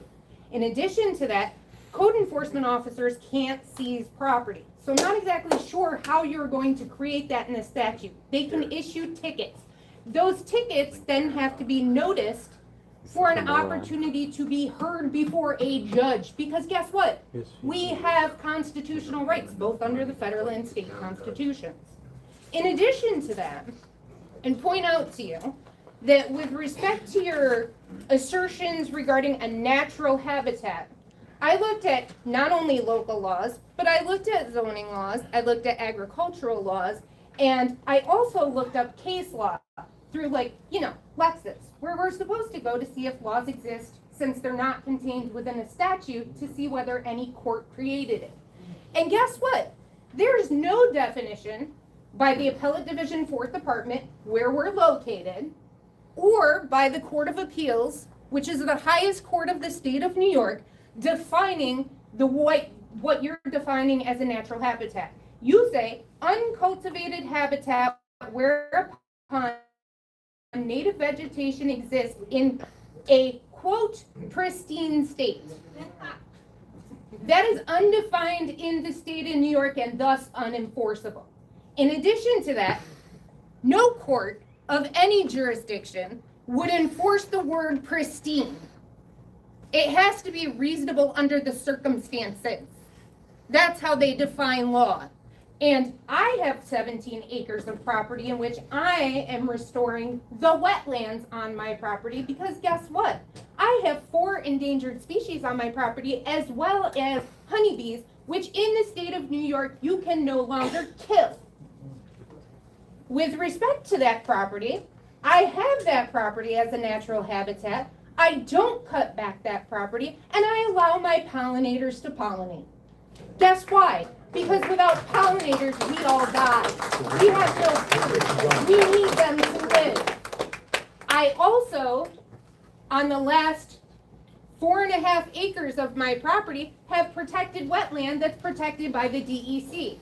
So, if you come onto a parcel of property where you are not welcome, and you interfere with protected wetlands on my property, not only am I going to sue you because your law is unconstitutional and violates my 4th and 14th Amendment rights, but I'm also going to report you to the DEC, who has unfettered access to act against you.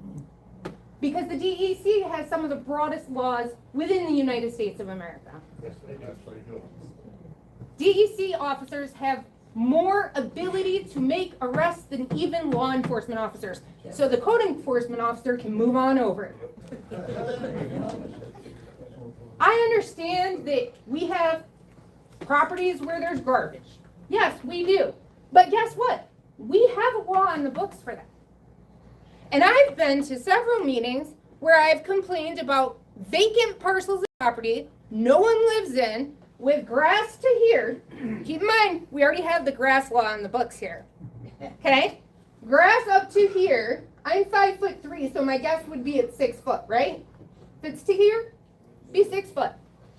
You guys have done nothing in the 4 years that I've owned my property. Every single year, the same 4 houses on County Route 1 that are vacant continue to have property grass to here on the entire property. So with respect to your proposed statute, if you pass it, I promise all of you in the room that you can have my phone number and I'll be happy to challenge the constitutionality of it. Woo! I like this lady.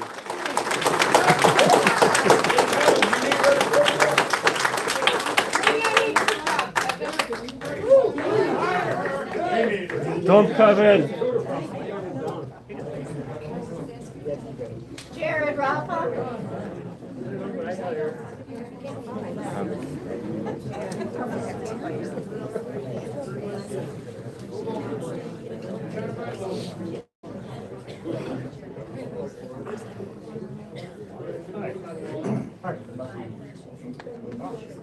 I want to start this off real quick with talking about the basis for where this proposal came up.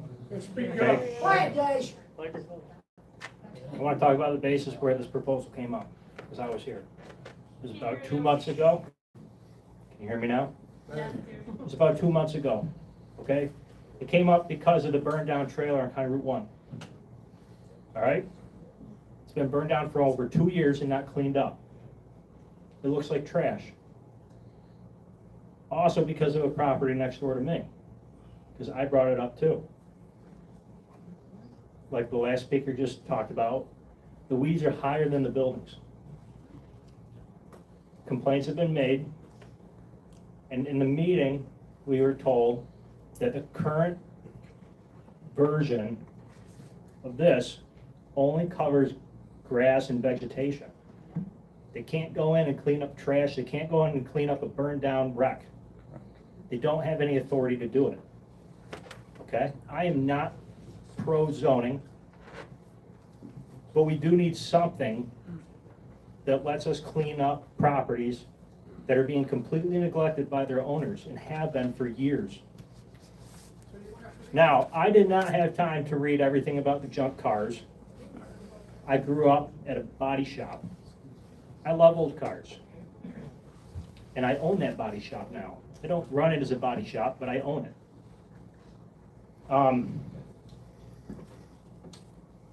The next door neighbor to the burned down trailer has been here at, I believe, every single meeting. Yep. And reminded us of how many days it's been since the trailer burned. 500 and some odd. Right. So we do need something that lets us clean these properties up and hold people accountable who won't do it. And I gotta be honest, the rhetoric that we're seeing here is really disgraceful and just talk facts and not name calling and other stupid crap.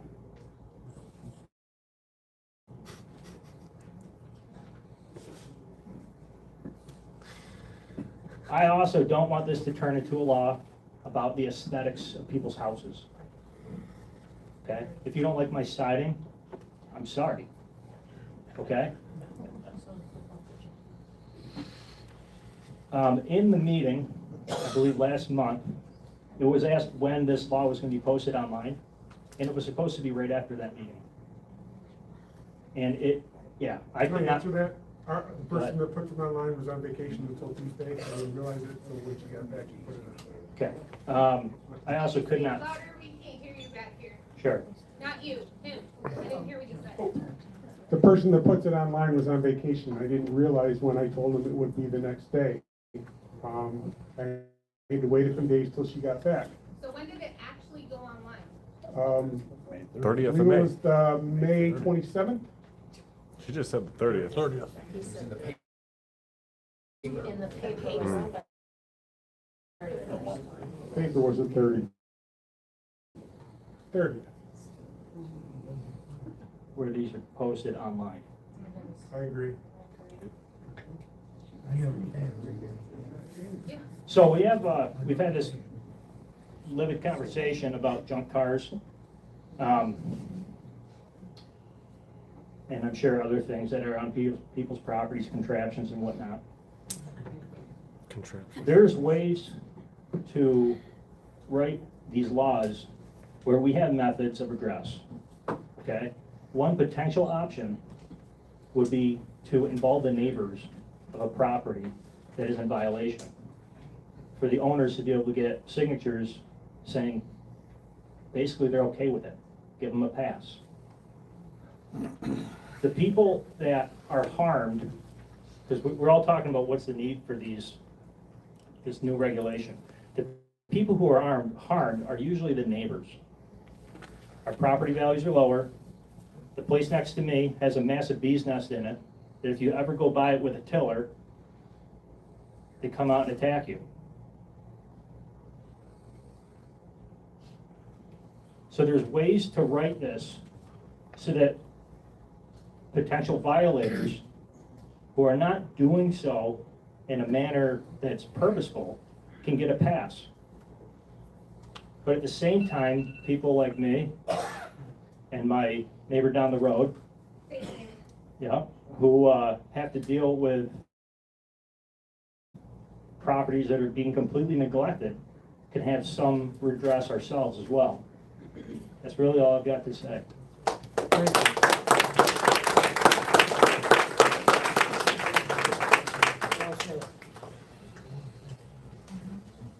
Tom Ress.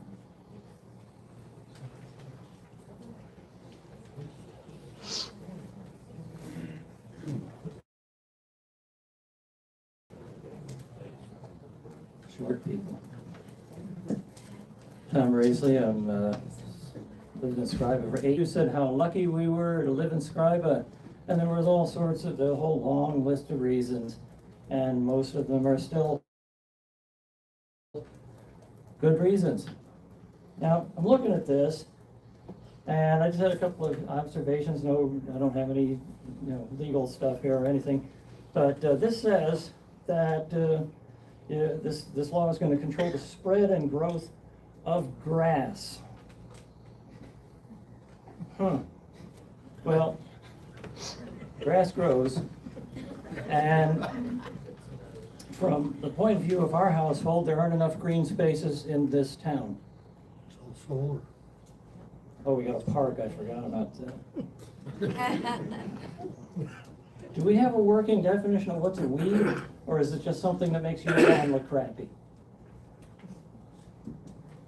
I personally would like to have more dandelions in the yard because the bees love them. We don't, thank you. We've got some brush, and some of the birds like to nest in it, and there's other animals that like to live there, and they do good things for our land. And luckily, we don't have any junk that you can see. That's right. Now, I just wanted to, a couple of times here when people have spoken, with the question has gone to Kevin, the lawyer, and several times you have said that this is a hearing, and I got the impression that several times during the evening you are not hearing us.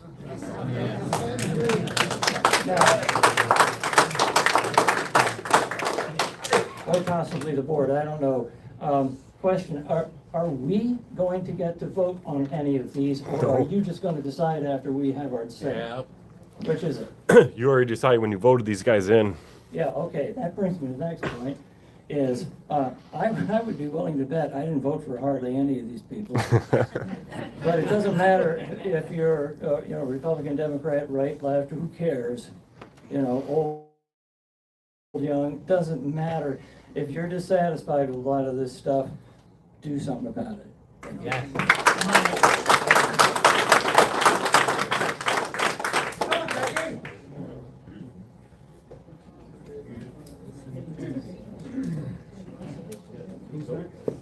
I'm sorry, Ed Maxon. I did one. And who?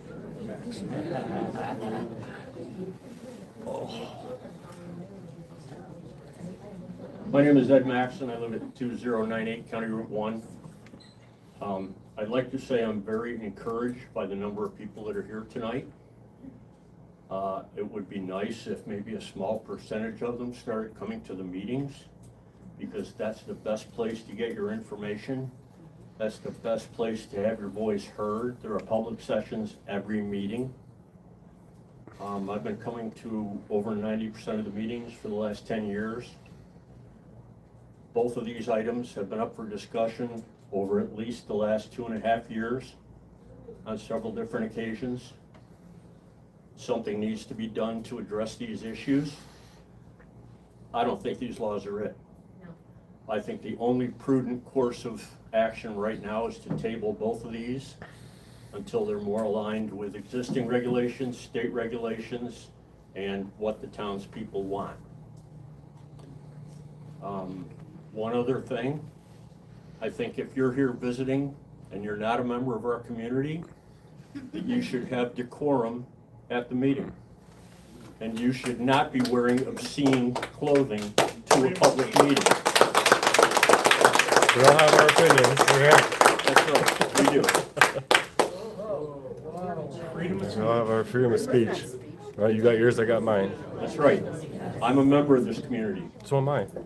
No, you're not. I am. I'm a taxpayer here. You guys take federal funds, state funds. You're here I'm once a taxpayer. month to sit here and cause trouble. Yeah, it's trouble. That's all I've got to say. If you want to talk, I'll talk to you. Yeah, we'll talk.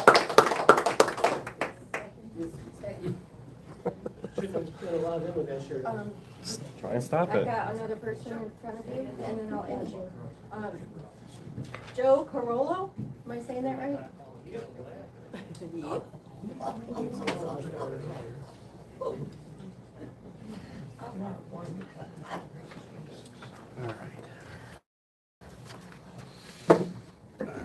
You hear me? Good? Okay, good.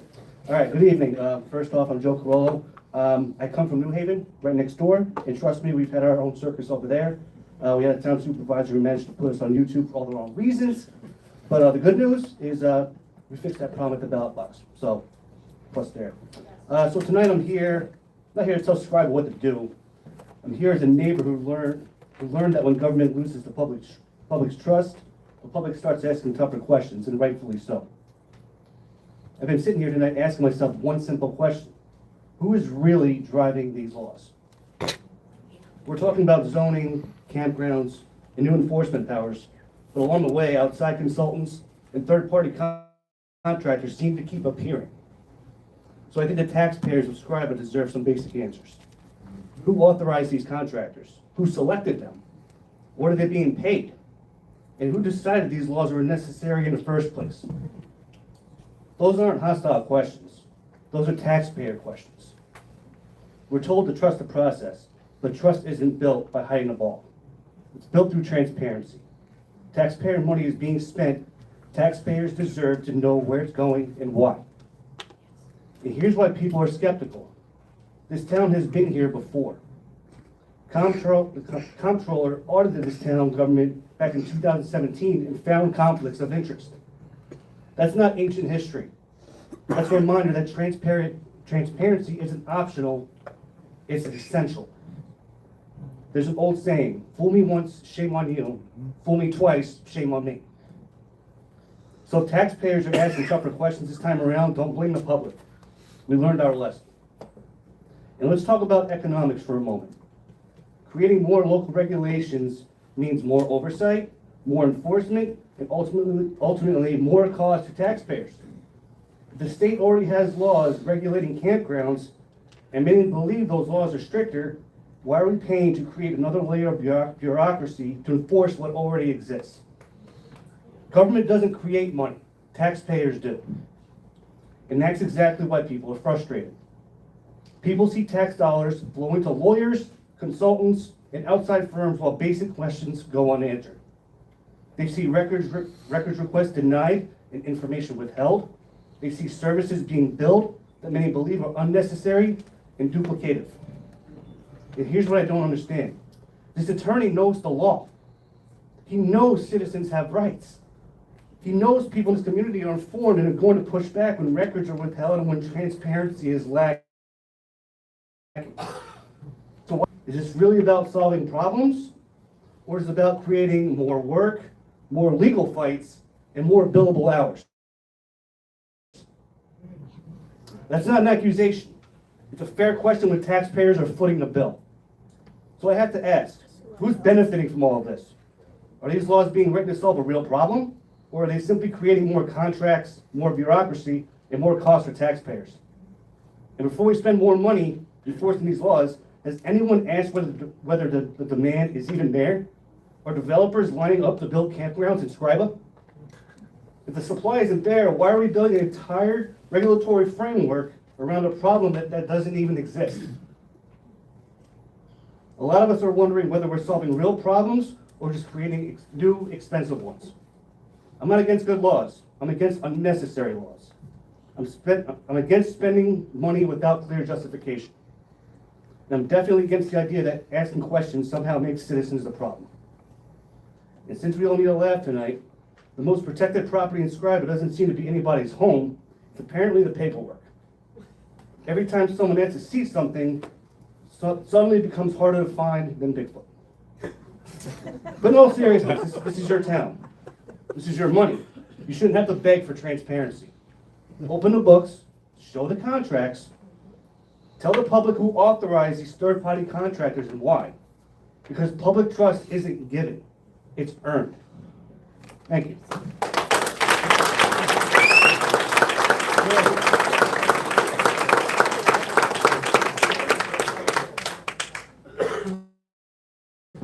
Heidi Hartwick. I'm coming. I'm back.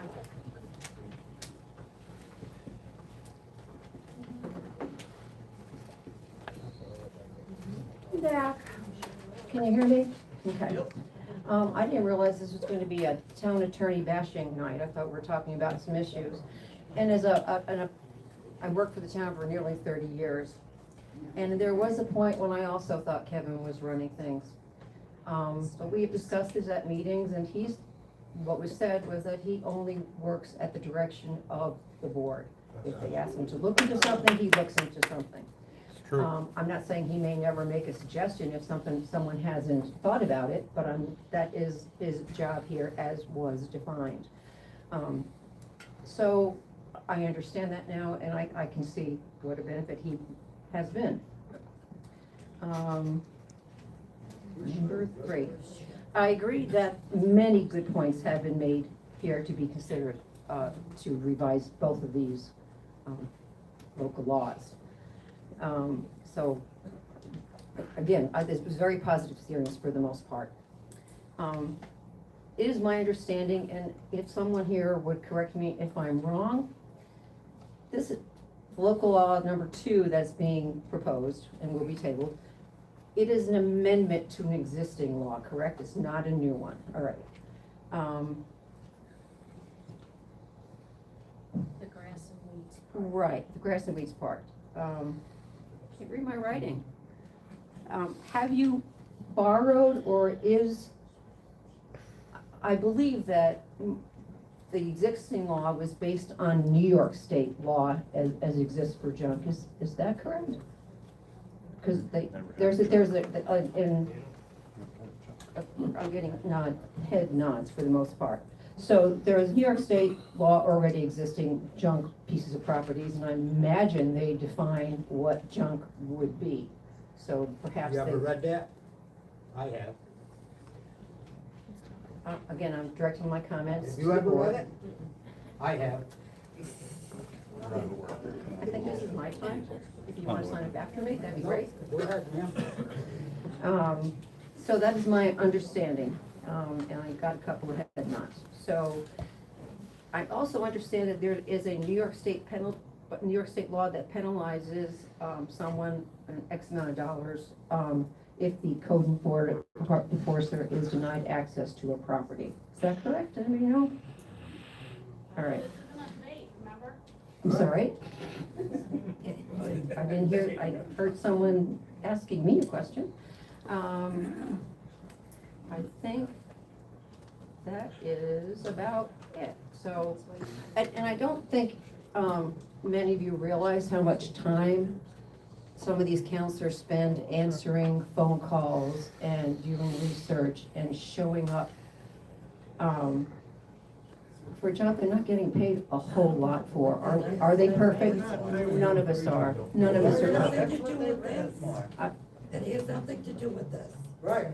You don't know, we don't know what, I don't know what he gets paid. Okay. I guess my time is up because other people were speaking, so we'll see. Thanks, buddy. I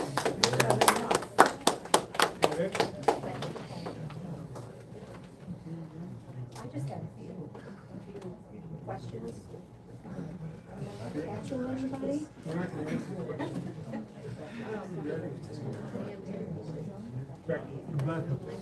All right, I'll put it in.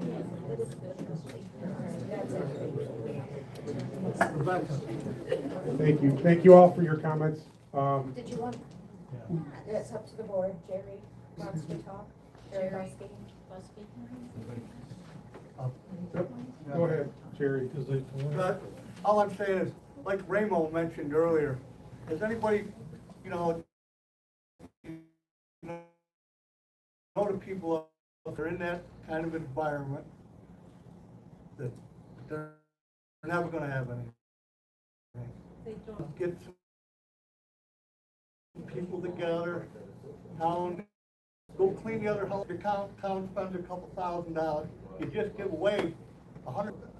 Thank you. And get done with it. Thank you. And make Appreciate it it. kind of work together. And I'll give you what I know and why there's that. Believe me, I try to run as efficient as I can, so. Thank you. More than welcome to come. If someone were to put their junk, whether it's real junk or not, behind a fence, would that take care of everything? You know? Yes, yes. Okay, could I have a motion to close the public hearing? 1 minute. I want to leave with one thing, the board member to realize. Take a look at the Facebook pages on Scriba, New York. You have already caused neighbor to neighbor, calling people's names and everything else with this thing going on. I don't think you want to get the public this aroused on neighbors and everything else through something that we've got here. Thank you. It's bad.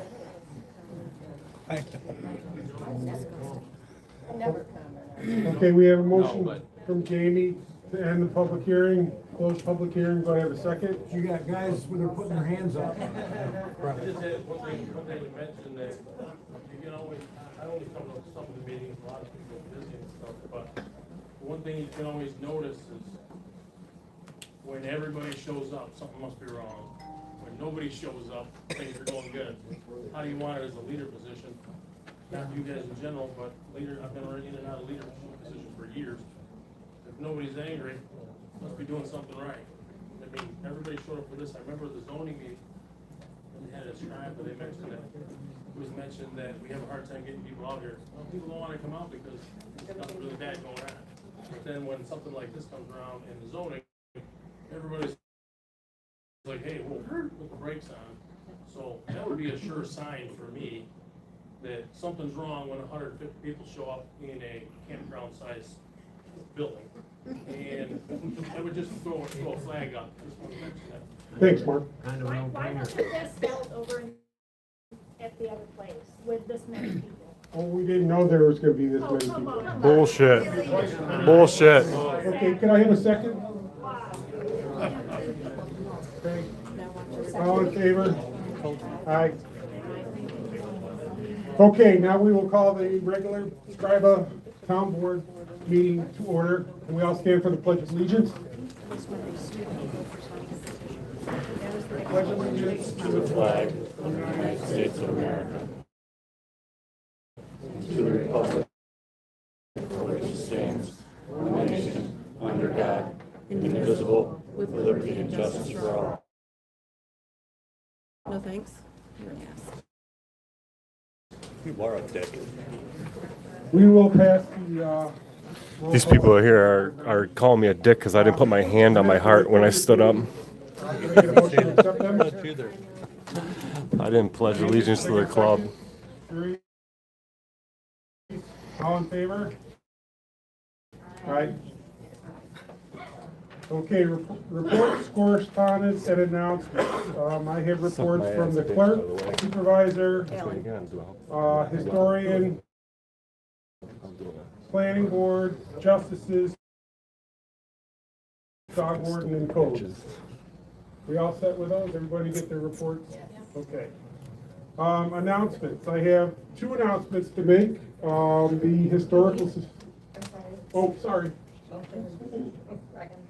Do we have to do a motion on the reports? Okay. All in favor? Aye. Opposed? Okay, 2 announcements. Historical Society will be holding a strawberry social from 1 to 4 or until sold out this Saturday, the 20th of June, right here at the town hall. That the offices here will be closed on Friday in observance of Juneteenth. Okay, moving on to resolutions and motions. Yes. Okay, adopting local law number 1 of 2026, a local law regarding campgrounds in the town of Scriba. Do I have a motion? Introduce the resolution and then move the table. I've presented the resolution. Can I have a motion? There you go. I would like to table this motion and go no further with a vote. I don't know how you guys feel, but that is my position on this. I do not want to vote on it. I would like to table it and go back to the drawing board. All in favor of tabling this motion, say aye. Aye. You didn't open it up for discussion. Was there a second? Yeah, I did. Yeah, thank you, sorry. All in favor, say aye. Aye. Opposed? This motion is tabled. I'm not for it. Oh, you're not for table. I'm not for You don't have to have a motion at all. I guess I'm just Excuse me? opposed to the law. I said, you don't have to have the motion at all. You're making All a right, motion on Alan, something stop nobody wants to right do. now. You're not part of this meeting. This Stop. resolution for local law number 1 of 2026 is tabled. Okay, number 2, resolution adopting local law number 2 of 2026, a local law amending local law number 1 of 2015 to regulate and control the spread of growth of grass, weeds, brush, and accumulation of junk in the town of Scriba. Can I get a motion? I'll move that. Jamie, can I get a second? I'll move it. Okay, Again, I want to table this motion. I do not think we should vote tonight. can I have a motion to table? I'll make that motion. Sharice, can I have a second? I'll second. Jamie, all in favor to table this motion? Aye. Opposed? Oh, I forgot to say aye. Sorry, aye. This motion has been tabled. So I have a question on, local law number 1. Okay. Teresa, am I putting you down as 4-0 or 3-1? I would rather just vote on it, so I don't know how to, I don't know what she's saying. Here, he's back here. I'm saying I would rather vote against the law. Then table Just table it. Right. He should have been allowed that during discussion before the vote took place. She should have been allowed to speak her piece before the vote took place. She had the whole public hearing. No, you didn't ask for any more discussion before you accepted it. You seem to not. When there is a motion to, You're not on. when there, the battery may be dead. When there's a motion to table, it is not subject to debate. The motion was made by Ms. Battles. There was a vote to be taken. These are not, a motion to table under Robert's rules is not subject to debate. And Mr. Warmish knows that. But, so the vote was taken. If Ms. Wills would like to change her vote to no to table, that's appropriate, but there is no debate on a motion to table. Well, this, We have a motion to vote. meeting. Excuse me? When do you want to table to? So it's behind closed doors? The motion was tabled. Okay. I'll go with you, but I was heard as not wanting to. So the count is 4-0. If it is voted on again, it'll be on our agenda, which will be out a week before any meetings that we have. Unless you're on vacation, right? Right. People do take vacations. You don't need another public hearing? Yes, we'll have Before you another vote on it public again? hearing and go over, because we want to do what you guys, I we want to think- go over what you guys said. I think there should be at the fire department, everybody We will, to be in the same. next time we will. Yeah. Yeah, you're right. I mean, the law, given the number of comments and the expected changes to the local law, this would necessitate a second and further public hearing. And if you guys have things you want us to know, send us emails, okay? Let us know what you want. I did that about the solar thing, nobody ever responded. I sent 4 emails, nobody ever responded. I wasn't, I made phone calls, nobody ever answers the phone. What's your It name? rings and rings and rings. I always answer my phone. Who are you calling? They can't pass it in I private. didn't call the town clerk's office during hours and no one answered. I can guarantee you that. What's your name? I said, no, what my name is. Well, I want to know if you left a message.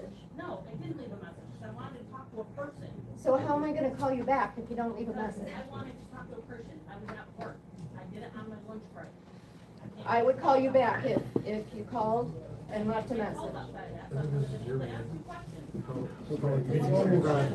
We'll move on. Resolution number 3, resolution acknowledging that the annual examination audit for the town justice court finances and records as required by New York State Uniform Court Act, section 2019A, was conducted by D'Arcangelo in May 25. Could I have a motion? Jamie, can I have a second? I'll second. Peg? Any discussion? All in favor? Aye. Opposed? Number 4, resolution authorizing the following budget modifications for costs associated with America 250 project. From account A7520.4, historical property, increase of $12,075. In account A599, appropriated fund balance, increase of $12,075. Lori, are you still here? Yes, I am. Could you speak on this real quick? Yes. Please. Just real quickly, the we have your microphone. oh, you do? Oh, okay.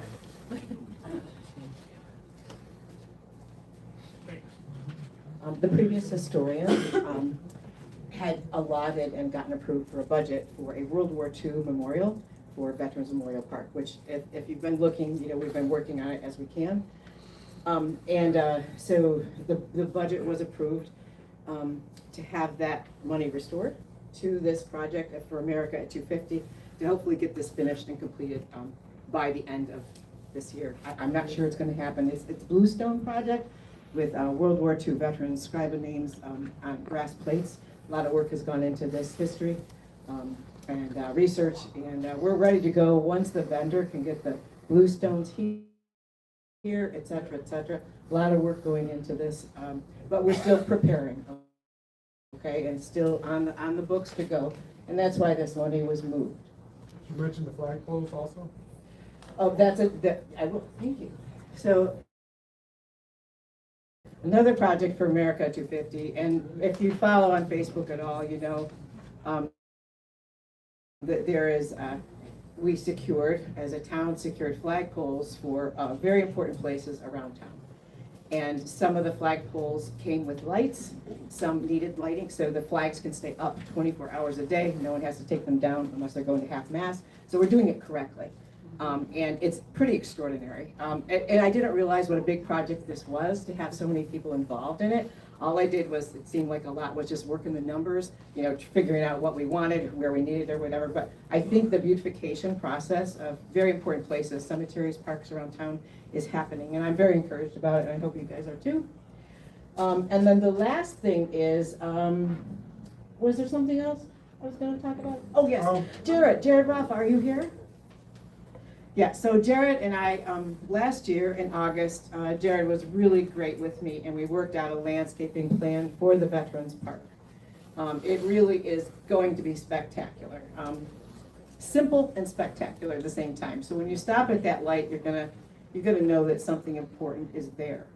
And so we had to put in an application for prevailing wage. And Jared also had to register for New York State as one of the preferred vendors. Has to review his estimates and get back to us, and then we'll go from there. But it's still in our heads to get this done. It may not be this year, but it will be next year. And did you want me to talk about the summer house? Where did that grant money come from? Pardon me? Where did the grant money come from? Is it okay if I answer this question? Okay. There was no grant money. Oh, I thought you just said in the beginning they took a grant money for this. No, from the budget. So this was allocated 2 or 3 years ago for this, and we just brought it into today. Save that money into today. Does that make sense? It does. Okay. We'll wait for another minute for you. Okay, thanks. Okay. Could I have a motion for this resolution, please? Make a motion. Sharice, could I have a second? Jamie? Any discussion? All in favor? Aye. Opposed? Resolution number 5, resolution establishing the public access and conduct on town property policy for the town of Scriba. Kevin, can you discuss this, please? Sure. So this is a policy being proposed for public access and conduct on town property. This came to us through our insurance carrier, the New York Municipal Insurance Reciprocal. And it's a policy that establishes guidelines for public access and conduct on town property in Scriba to balance the constitutional rights of individuals, including the right to record in public areas, with the town's need to ensure public and employee safety, protect confidential information, and maintain efficient government operations. This is a policy that is recommended to be adopted. Municipalities that are in New York State that are members of NYMER. NYMER circulated this to every one of their municipal clients. That's village, town, county, city governments. Anybody that was a NYMER client received the same recommendation to adopt this policy. So what does it do? It just controls and regulates where people can access town property, what they can record, where they can record it, and where they can't. There are certain areas of the town offices that are off limits for various reasons. Primarily, they are for confidentiality purposes or where there's no expectation of privacy, like a bathroom, for instance. And so this just clarifies the public access. It's not prohibiting access to public property, it's simply regulating it. Is this available for the community to read? Public comment. It's just a resolution. Nope. You can speak at the public comment section if you want. Sure. Could I get a motion for this, please? Has anybody read this? Yes. Is it for the public? Here. Can we get a copy of it? Yep. It's only one Could I have page. You could probably resolution? read it aloud. No, they won't. Okay. Jamie? Any discussion by the board? Can we read it? If people want to hear it.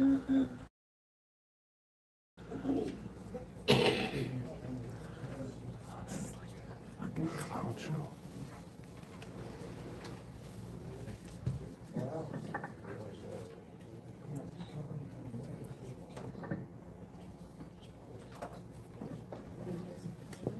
Whereas recent events necessitate the need for a clearly defined policy establishing rules and procedures for public access and conduct on town property within the town of Scriba, and whereas the town of Scriba consulted its insurance carrier, the New York Municipal Insurance Reciprocal, NYMER, to determine the best practices to employ to clarify the public's access and conduct when entering town property, and the following rules and procedures follow the best practices established by NYMER, consistent with the state and federal constitutional law.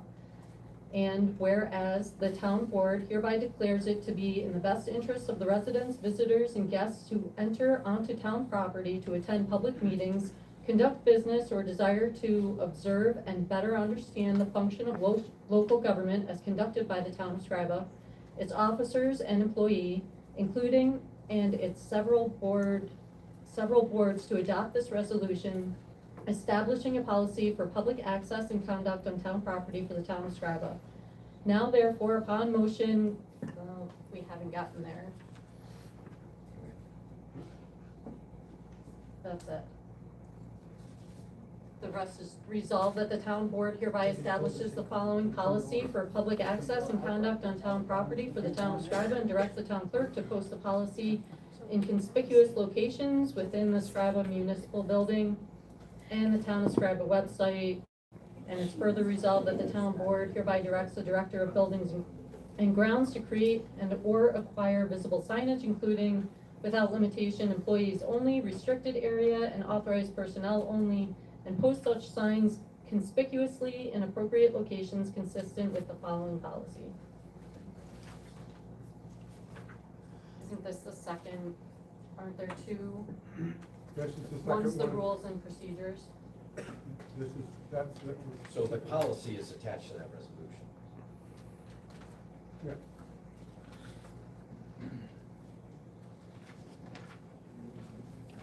Purpose and scope. This policy establishes guidelines for public access and conduct on the town of Scriba property to balance the constitutional rights of individuals, including the right to record in public areas, with the town of Scriba's need to ensure public and employee safety, protect confidential information, and maintain efficient government operations.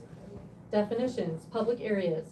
Areas within or on town of Scriba property traditionally open to the public for general business or public interaction, including lobbies, public meeting rooms during open meetings, and public counters. Limited access areas. Areas not open to the general public, including but not limited to employee offices, workstations, secure facilities, utility areas, copy rooms, and restrooms. These areas should be clearly marked with signage, such as employees only, restricted area, or authorized personnel only. General rules of conduct. All individuals on town of Scriba property must adhere to the following rules. No disruption. No person shall engage in activity that disrupts or interferes with the normal operations of the town of Scriba business. The lawful use of the property by employees or servicing of other members of the public. This includes preventing access to public counters or blocking offices, hallways, or exits. No harassment or intimidation, stalking, harassing, threatening, or intimidating employees or private citizens conducting business is prohibited. Compliance with laws. All federal, state, and local laws and ordinances must be obeyed. Lawful business. Access to limited access areas is restricted to employees and those with legitimate work-related reasons or invitation to be there. Viewpoint neutral application. These rules will be applied in an even-handed manner regardless of the individual's message, purpose, or identity. Recording and photography. The public generally has the right to record public employees in public spaces. Permitted activity. Individuals may only video and or audio record and photograph with public areas of town of Scriba property, provided it does not violate other rules of conduct, disruption, harassment, or intimidation. Restricted activity. Recording is prohibited in limited access areas or where individuals have a reasonable expectation of privacy, such as restrooms or inside their vehicle. Protection of confidential information. Individuals are prohibited from intentionally filming or capturing confidential information, such as computer screens with private data, physical files, personnel records, or related documentation. Part 5, Employee Procedures. Town of Scriba employees shall follow specific procedures when interacting with individuals who are recording or auditing. Remain calm and professional. Employees must remain calm, polite, professional at all times, avoiding confrontation or escalation. The goal is to be polite but boring. Do not engage in arguments. Employees are not required to respond to repeated questions or demands and shall avoid arguing. Refer to policy. If rules apply to specific behavior, the employee shall clearly and politely articulate the rule and direct the individual to the publicly posted policy or a designated liaison. Do not physically interfere. Employees must not attempt to take recording devices, initiate physical contact, or physically detain an individual who is on the town Scriba property engaging in permitted activity. Retire if necessary.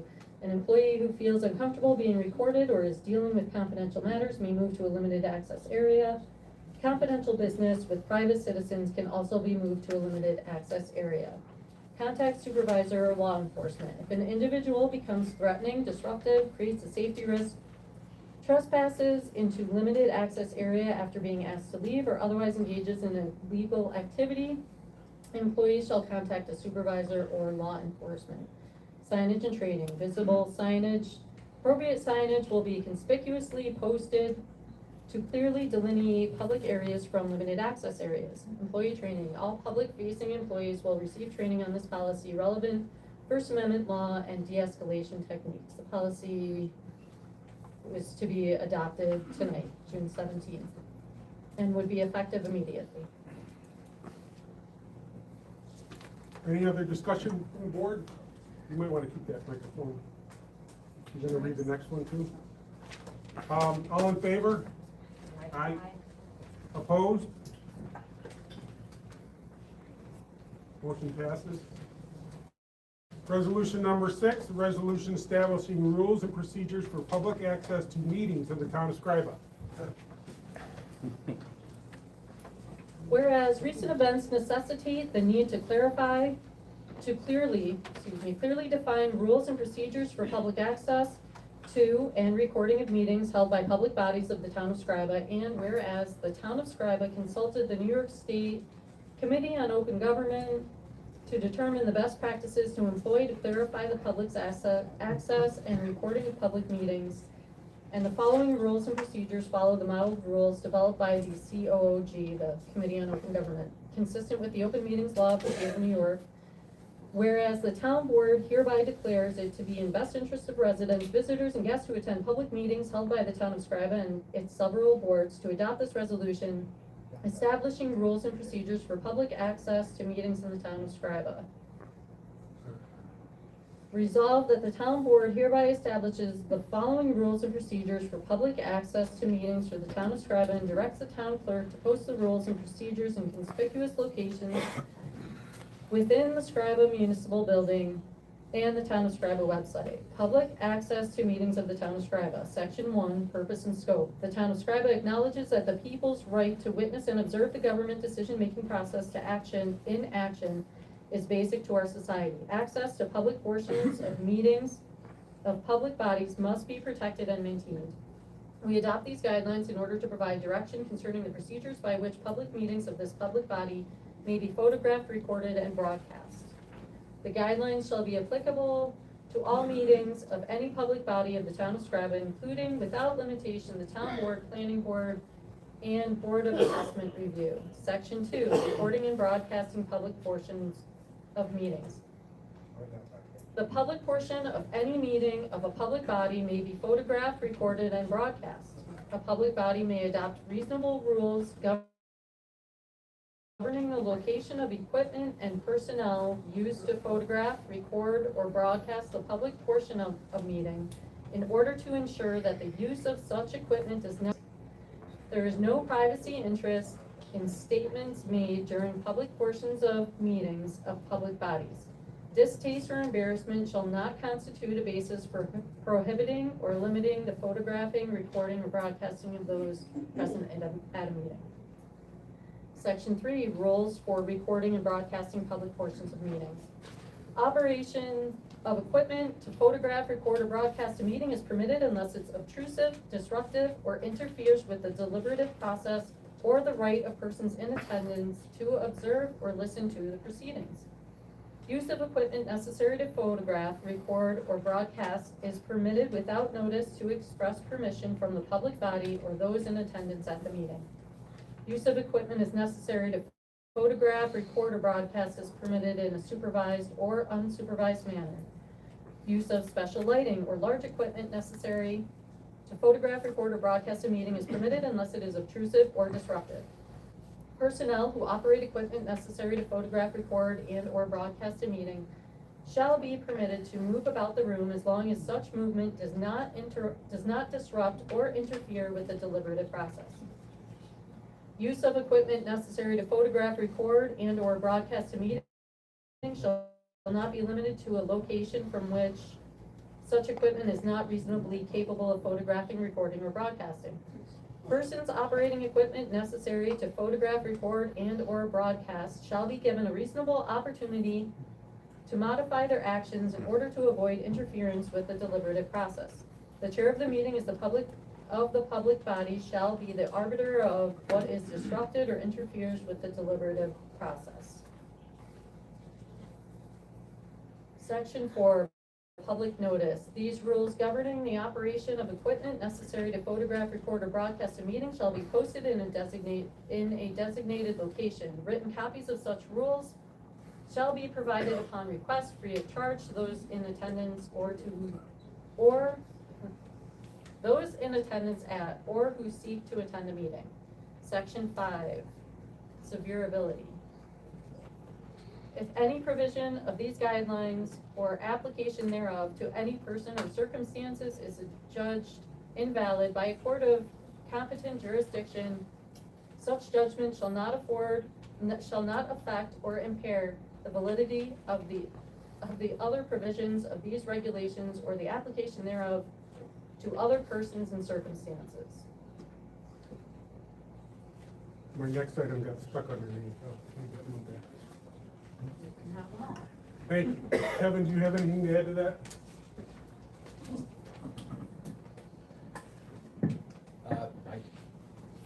Again, I think this is a circumstance where there was a lot of discussion after the last couple of meetings. The town consulted the Committee on Open Government directly from the acting executive director and legal counsel. I've also listened to members of the public and think that this policy provides for open participation in recording at public meetings.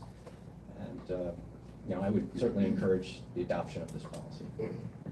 Any questions from the rest of the board? Can I get a motion? I have a concern. I have a concern. It says in the last one as well, it reads, the town of Scriba directs the town clerk to post on the Scriba website.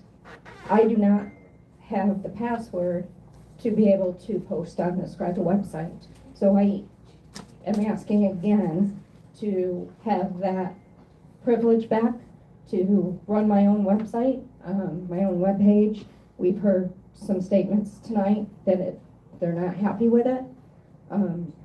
I believe I can make them happy by running it again. Okay. So I would, this either needs to be changed or I need to have access to my webpage.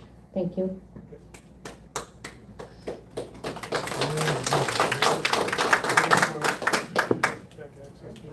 Okay. Can I ask a question? Will it make it user-friendly for the whole webpage or just your page? I only work on my webpage. Can you get the password from Tracy tomorrow? You will have to give her that in writing, I'm sure. I will. And you'll have access I to think the, they're actually saying the whole page needs a whole run. we'll work on that, right? Yeah, because historically, the facilities director was in charge of the entire website. I don't know if everybody knows. And then Tracy did the supervisor page. I did the town clerk page, and Jennifer did the assessor and highway page. So There's so many clicks to get to everything. It's just- You will have access in the morning. thank you. Okay, could I have a a motion for resolution number 6? Jamie, second? Sharif, all in favor? Aye. Opposed? Passed 4-0. Number 7, I think this is dead also. No, I turned it on. Okay. Save the battery. Okay, thank you. All right, number 7 is a discussion regarding a modification to the contract with Butler Disposal to cover the cost of increased tipping fees charged by the company by the County of Oswego in 2025 and extending into 2026. The county upped the tipping fees, which resulted in $980 more per month in tipping fees, which we never included in the payments to Butler. So I need the board approval to make our bill right for the $10,780 that we are lacking in tipping fees. Can I ask a question? Sure. Is that what the 980 was a month? Yes. Is that Yes. what- So Yes. it looked like it was just off? Yeah. Okay. Butlers did They not, billed differently or- Butlers did not increase their fee, but the county increased the tipping fee.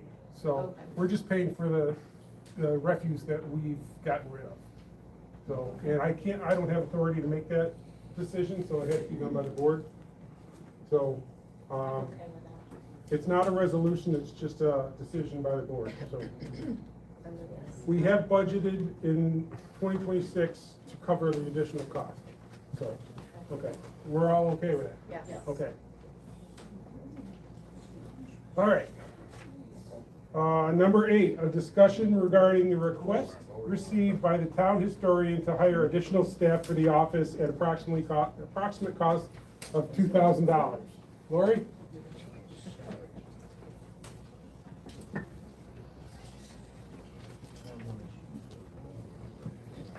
So this is something I did not put in the budget and did not anticipate. The historian's job, if I could just explain a little bit, is funded with a small stipend. The hours that are worked are a lot. And there's a lot going on, and that's really good news for historians and history buffs and whatever. So I am falling behind. When I inherited the office 4 years ago, the floor to ceiling was filled with boxes, unfiled, et cetera, 2 rooms filled. I've got it down substantially, and I'd like to have it finished up so that we know where to find things in that office. And so I have 2 teenagers in mind to hire for, it might not even be $2,000, it may be less, to get this job done for me so that we know where we can find things, and it's just gonna be a big weight off my plate. It's been a long time, a long, bleak time. So I would appreciate that if that was good. There's a couple things. So we didn't budget this into my budget. But if you say that I can go ahead and take it out of my existing coffers or whatever, I think I proposed at least $600 because I do have some outstanding things that continue on for the rest of the year, like the newspaper and things like that. But so I'm really, it's totally, in your hands, and I would appreciate, and kind of, if I could, just a second. This would give me a great vote of confidence. Thank you. Thank you. Yep. Discussion by the board? I'm fine with it. I just don't, I mean, it's just kind of left open. It's an approximate, it's not for a duration. It's not for an exact number. Lori? Till the money runs out or before. Are they Excuse me. school? But, 16, 18. Yep. So I submitted this to you, I believe I sent you. Do you want a copy of this?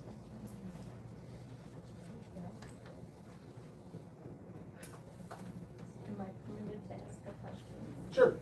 So a lot of school kids have to do community service, and it's at no cost. Would Good that point. be an option? Great point. Can we try that first? Just to throw this out there, my job is very boring.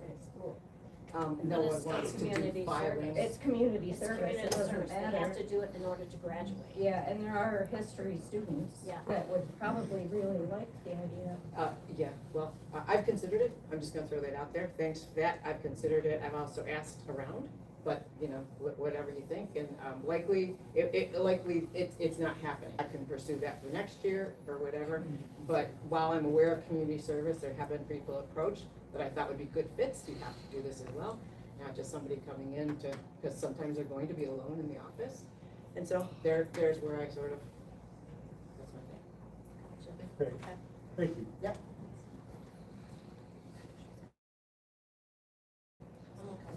You okay? Okay, I'm okay with it.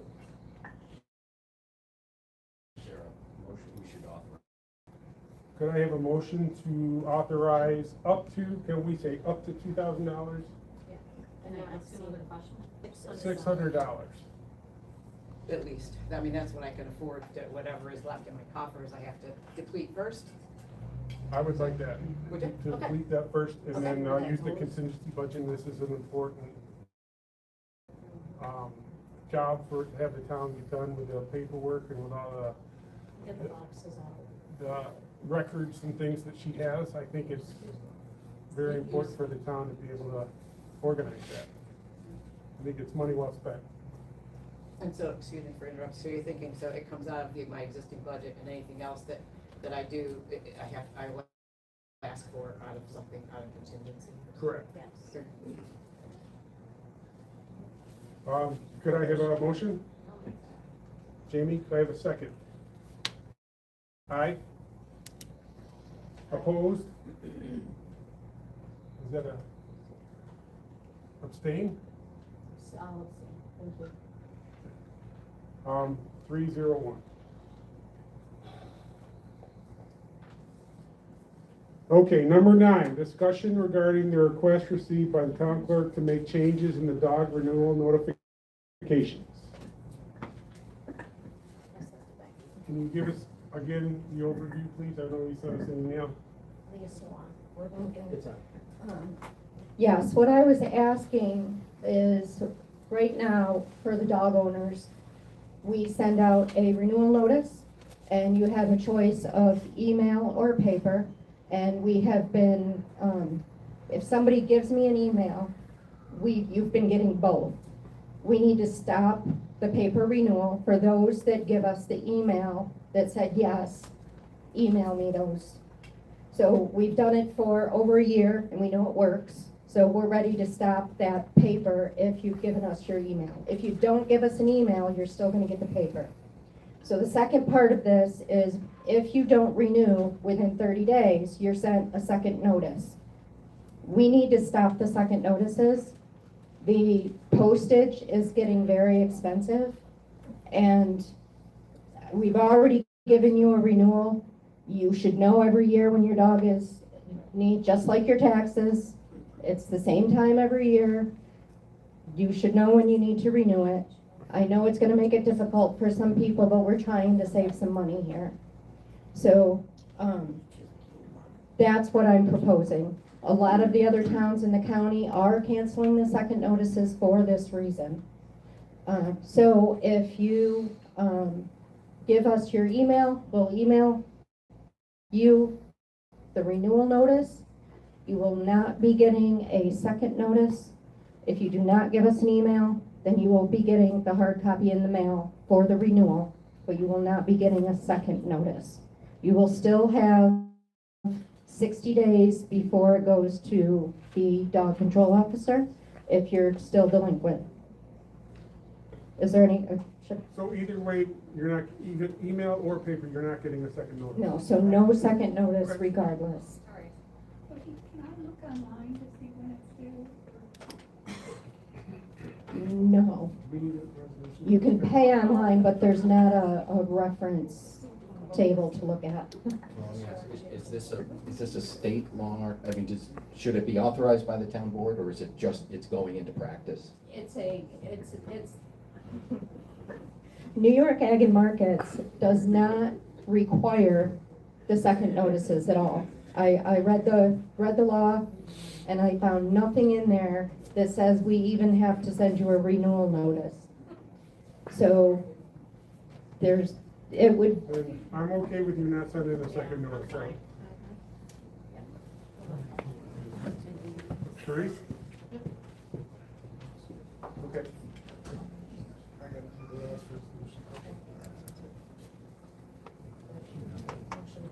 Okay, final motion here is to pay the bills as presented for abstract number 6 in the amount of $571,777.69.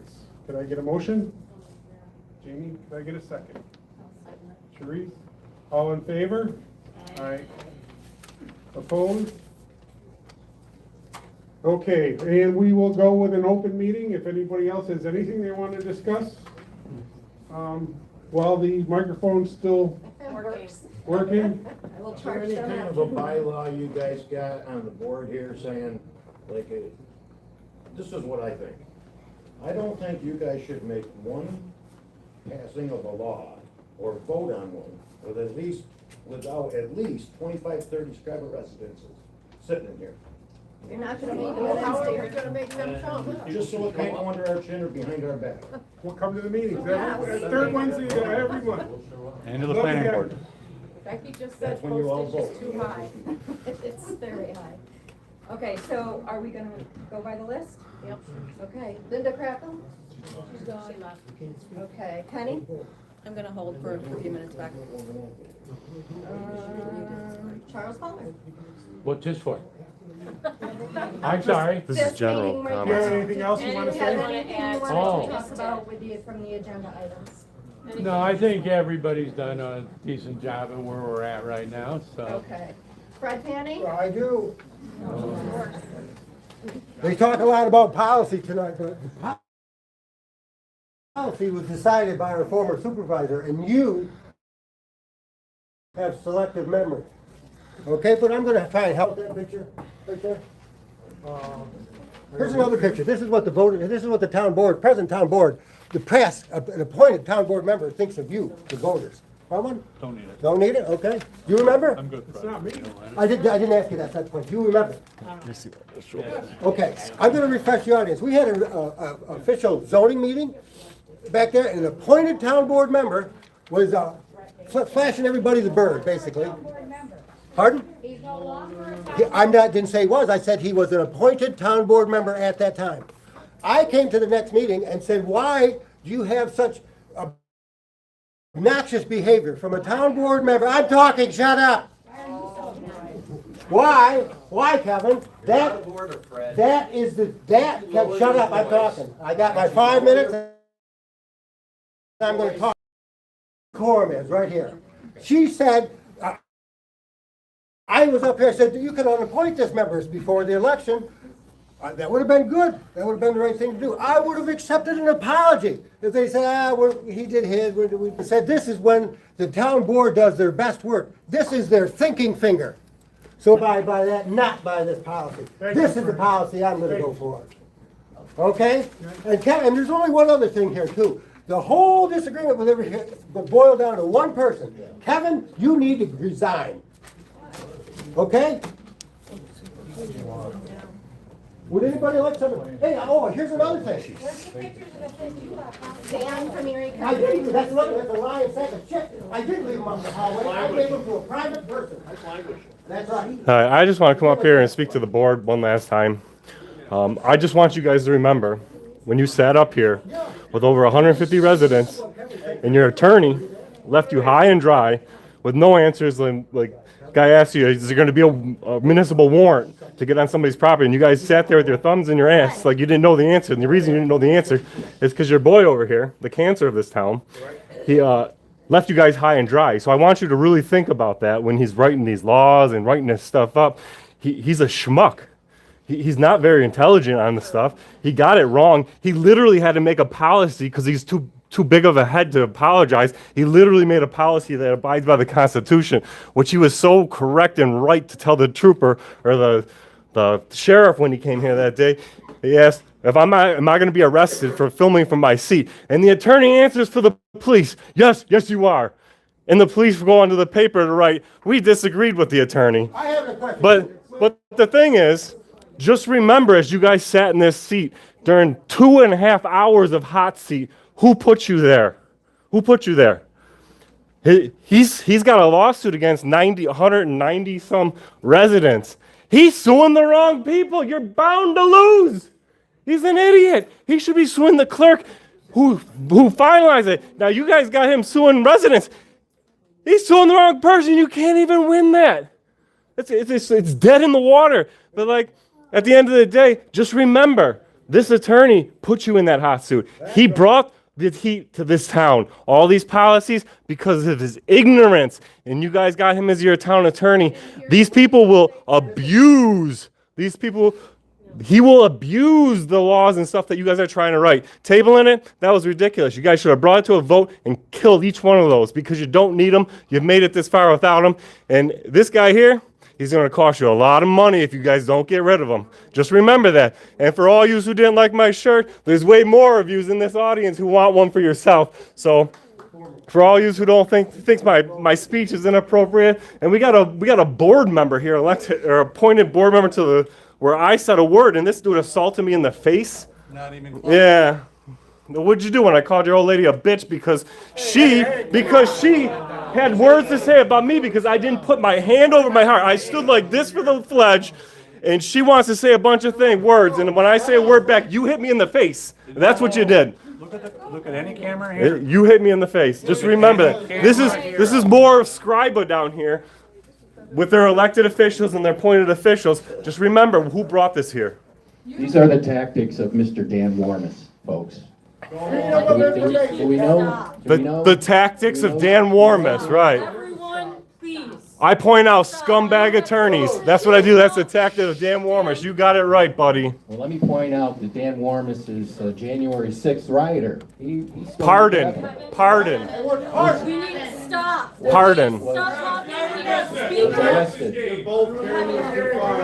Please stop. Let's move forward. It's enough. Arrested, enough. pled We guilty, have- and sentenced. And pardoned. You We forgot have pardoned. speakers. Dan, please. We have we have a list of speakers. Yes, Heidi's next. Attorney's in the hot suit. He wants to turn it around. What a dirtbag. What a dirtbag. You're a true dirtbag. So it's Dwayne Widmer. Drop off that binky. Is this on? No, it's not on. Can you guys hear me now? How you guys doing? My name's Dwayne. And I'm glad you were doing a bad job, to be honest with you, when I watched you guys table this resolution. I think it'd be hypocritical of me to not tell you guys did a good job tabling the resolution. I come here with a warning to you guys, and to you guys even, about what the problem with these resolutions are. I've been covering with resolutions like these. Resolution, and that resolution is permitting some bureaucracy, someone that's not qualified to do the position. They're put in the position to enforce these laws. The problem is they become weaponized. I can give you dozens of towns, the town of Lewiston, the city of Niagara Falls, the city of Elmira, where these are then used against people who maybe speak out at board meetings, who maybe aren't part of the political class, who aren't favored by the current board. You guys as board members could become a target.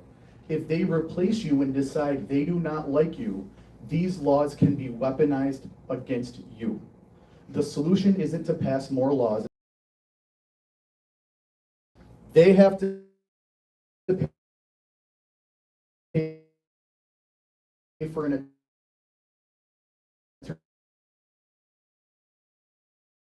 attorney.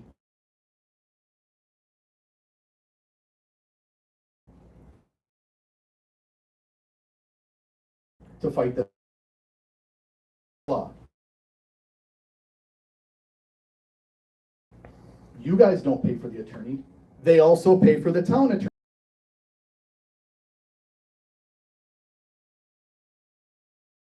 Ways to punish them without leaving an opening for these consider stop wasting taxpayer dollars on something that's written like toilet paper things, enforce the laws on the books, and show these people you care. They put you here. Now, I know what you're gonna say, the laws and essentially running this meeting is also not a resident of this town. The irony is not lost upon me there. But please consider what can happen if you pass this. You guys could be the most ethical, the most wonderful, the most loved board members to ever exist. The historian could put statues of you guys in town square. But all it takes is one election for a bunch of bad people to do bad things. And I will gladly give you tons of examples across this state of elected officials abusing laws like this. So please consider not just now, but the future. Thank you for your time, and I will say good job for tabling it. And also one more thing, if anyone gets upset, I was at Walmart today, and I saw a binky. And if everyone gets too upset, I'll leave it up here on there. I need it. It's gonna cost the taxpayers nothing. This is my donation to the town of Scriba, a binky. I'm gonna get tarred and feathered. Dude literally asked me, is it Scriba or Scriba? I'm like, I'm gonna get run Scriba. out of this town, guys. I apologize. But I left the binky here. It's my contribution to you guys. If anyone gets upset, take some. You might want to watch. It was in my pocket. This guy might need it. But please consider doing the right thing. Grab Thank that you, for you. guys. Thank you for your time. Can't control your emotions. You're not even a man enough to admit you hit me in the face, you little bitch. You did. Ray, Not even close. Not even man you're enough. up again?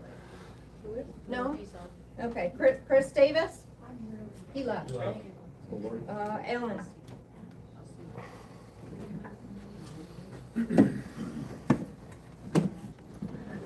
There's never any shortage of stuff to talk about. Check, check. There we go. All right. I've made a couple of notes while we were going through this. I'm going to hit those first so I don't forget them. I was in 4-H as a kid, and I ran some meetings. And I remember that, I'm no attorney, barely got to make a motion on this local law number 1 and 2. It could have died on the vine by simply no board member making the motion or no board member seconding the motion. But they didn't. And I noticed that the town attorney kind of coached it to that. Like, well, it's on the agenda, so we have to make the motion before we can table the motion. No, you don't. You don't even have to make the motion. That was coached 100% by the town attorney.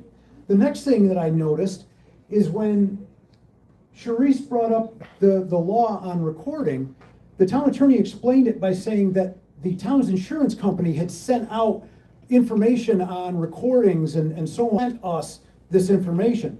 But then when she read the resolution, it said that because of recent events, the town contacted their insurance company and asked her. That's a very subtle difference, but it's a very distinct difference. Deceptive. Sidebar I want to talk about before I get into what I want to talk about tonight is our town supervisor of replacing her. Tonight, they could make a motion member to fill the vacant seat, but nobody has done that. I would ask the town board to make a motion tonight to appoint Joe as the town supervisor so that we can get 5 people back on this board and so that we can be represented adequately. But it hasn't happened. If Joe doesn't want to be the town supervisor, we have our next town supervisor sitting right back here. Would you take an appointment to the supervisor position tonight? We have an option. We have the ability tonight to put 5 people back on this board. But for some reason, they don't want to take that motion. They don't want to move that forward. I'll bet they won't move that forward. Can we make a motion to appoint? Let me finish my thing, and then I'd love to hear you say that. You guys are on 2% back. Okay, You're gonna so die. what I want to talk about, they're going to cut me off in my 5 minutes, but I'm going to keep talking. Something that the board has avoided talking about like the plague, the lawsuit that they filed against 198 Scriba residents. Is our other town attorney still here, or did she leave? She left. I was hoping that she could correct me on anything that I say wrong. But I have schooled myself on this in the last 30 days or so and spent a number of dollar bills in doing so. So I just want to talk about this quickly. So the lawsuit filed against 198 Scriba